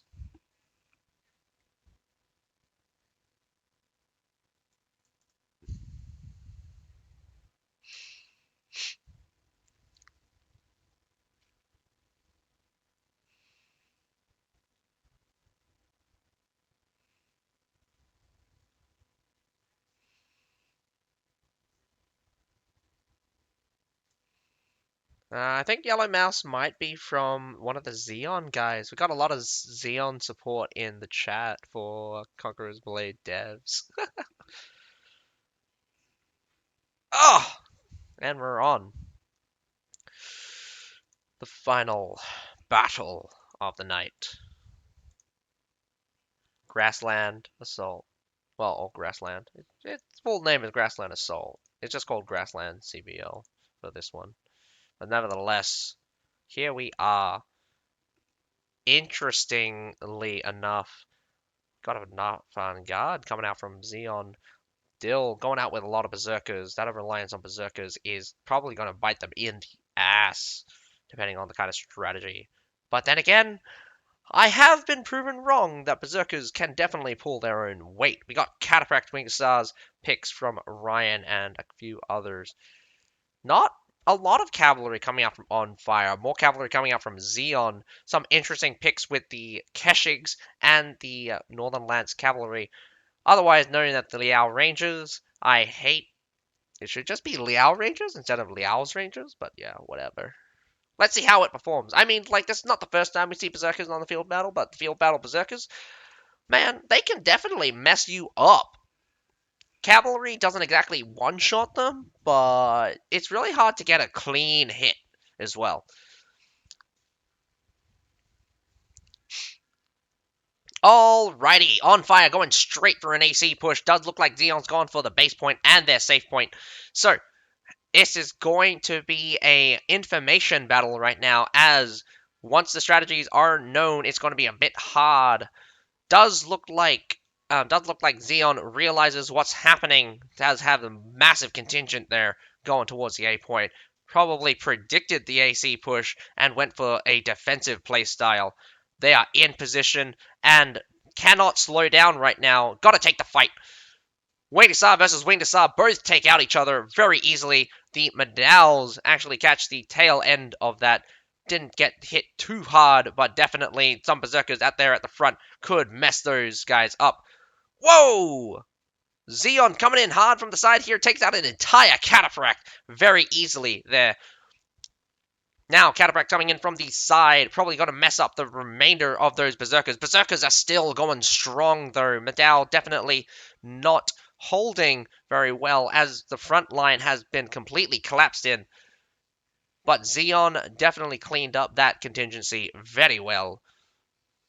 Surprisingly, ONFIRE reserve force that went to C, went to B, and capturing it now. We have a couple of guys moving forward, so even if ONFIRE loses out in this exchange, we have a push towards the base point right now. ONFIRE putting on the pressure, leading to an accelerated battle for putting on the pressure for ZEON, leading to an acceleration of the battle. Could calm down just a little bit as ONFIRE actually pulls off. Does look like they do not want to continue this engagement. The losses are already pretty big.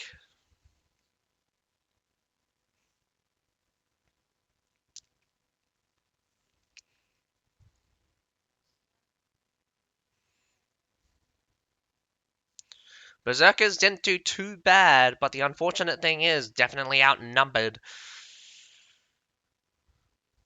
But here we go yet again. Even if you're starting off a little bit low, ONFIRE did use a contingent of Berserkers, so that Berserkers could be the difference here. At the same time, it could not. Could also easily mean that ONFIRE is clocking down their units much faster.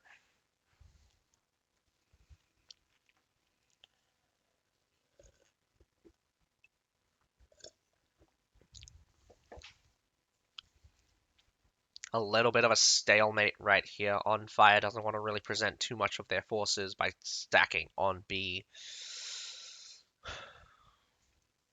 This is really good for ONFIRE because ZEON can't afford to muster all their forces towards this B point in order to grab it. Not just yet. The time will click down as ONFIRE keeps pressure by having cavalry there on the right-hand side of our screen right now. Got some ballistas being deployed. ZEON probably has a slightly better advantage point in terms of placement for artillery. One thing that's probably more restrictive is how cavalry comes across the B section. ONFIRE has has 6 people locked up here in the back section, which is really good. Actually, ZEON has not been able to move forward.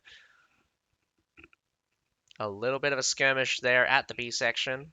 A lot of pressure being applied just by position right now. And the ballistas could force movement. Surprisingly, does that look like a probably Imperial Pikeman, but it did look like maybe it was a Pike Militia. Medals have been able to tank a shot from ballistas while they're in battalion, otherwise Medal defense mode. Green gotta be careful. Those heroes are getting very close, and all in on the heroes could be a massive pickup, especially if you're running around with Keshigs. Run around with Keshigs, and those heroes will be terrified.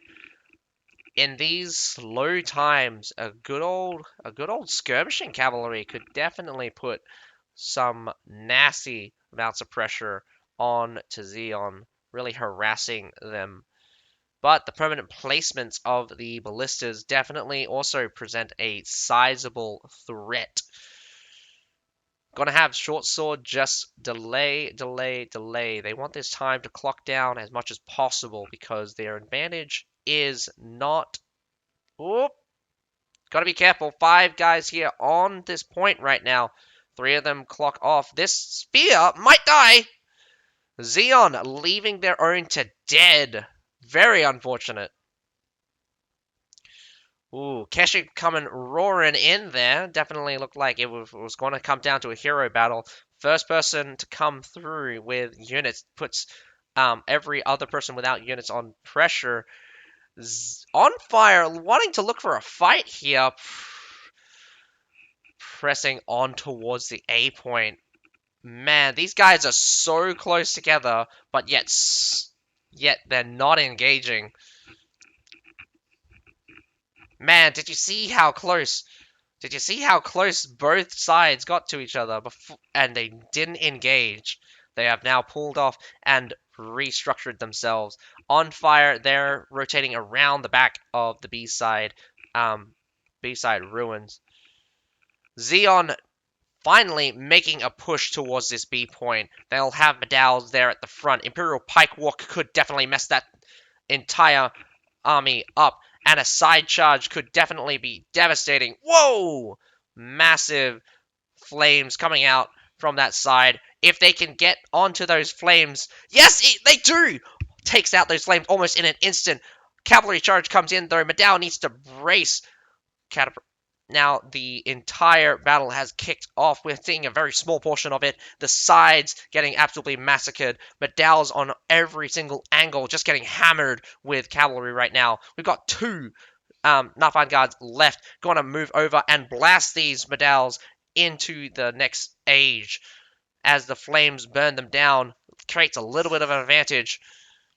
ZEON is on the up and up. Definitely coming out on top on the B point. But the cavalry from ONFIRE hasn't completely engaged yet. Where are they? I saw them running around. B point is getting captured, but they're doing very well at delaying.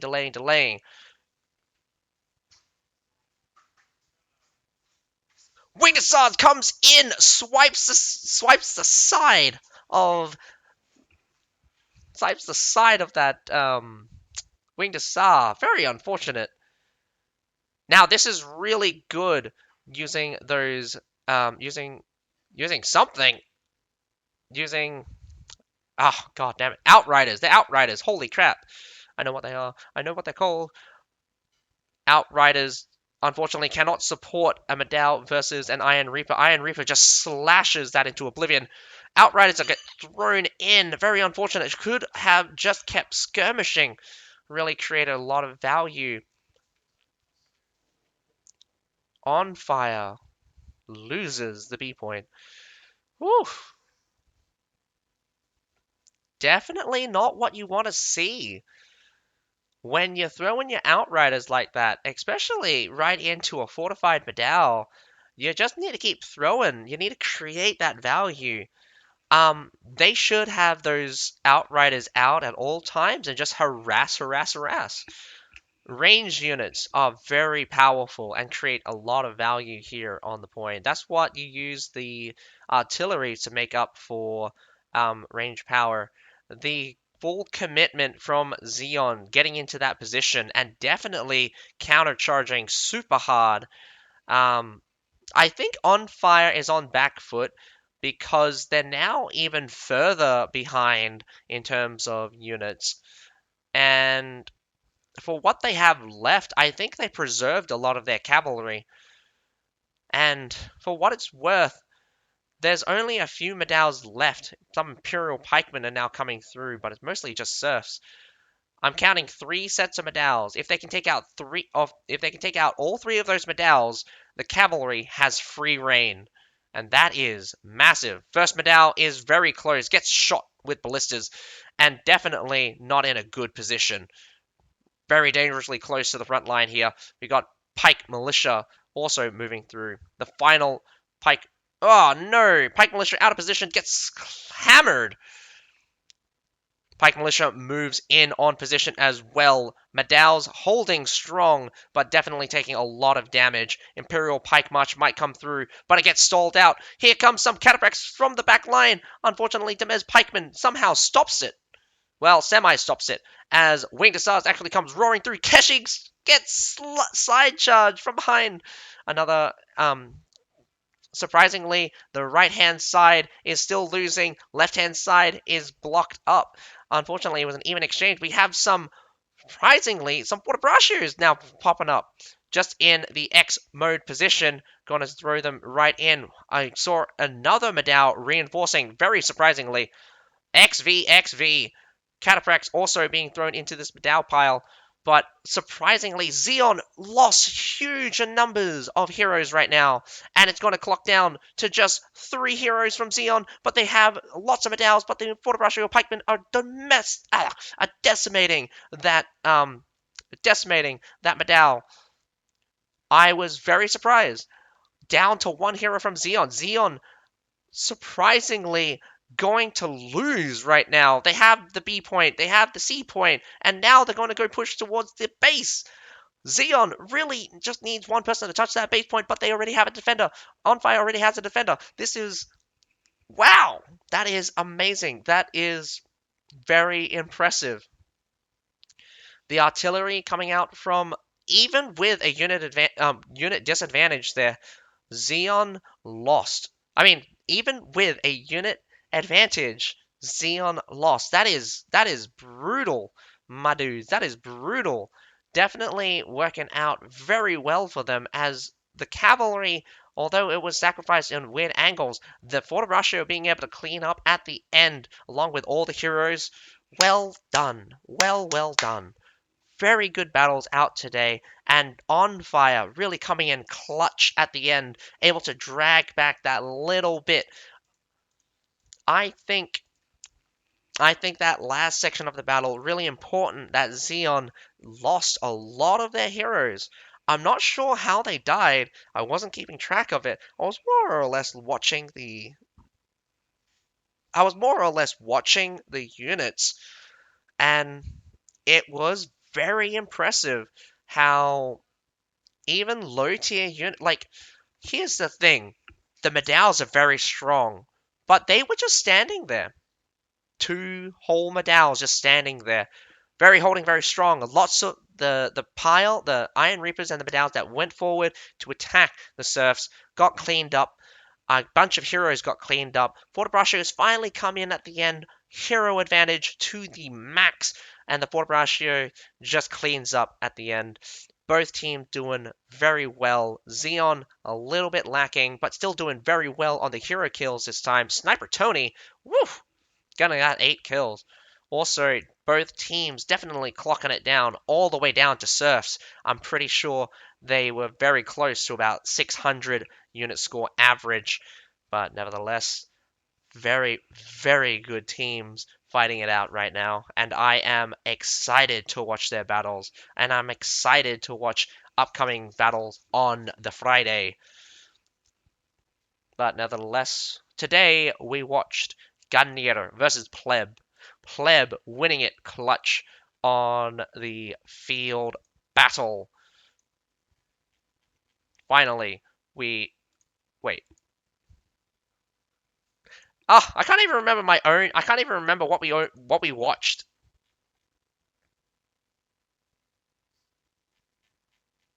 Did PLEB win? Yes, PLEB won 2-0. So they won on the field battle.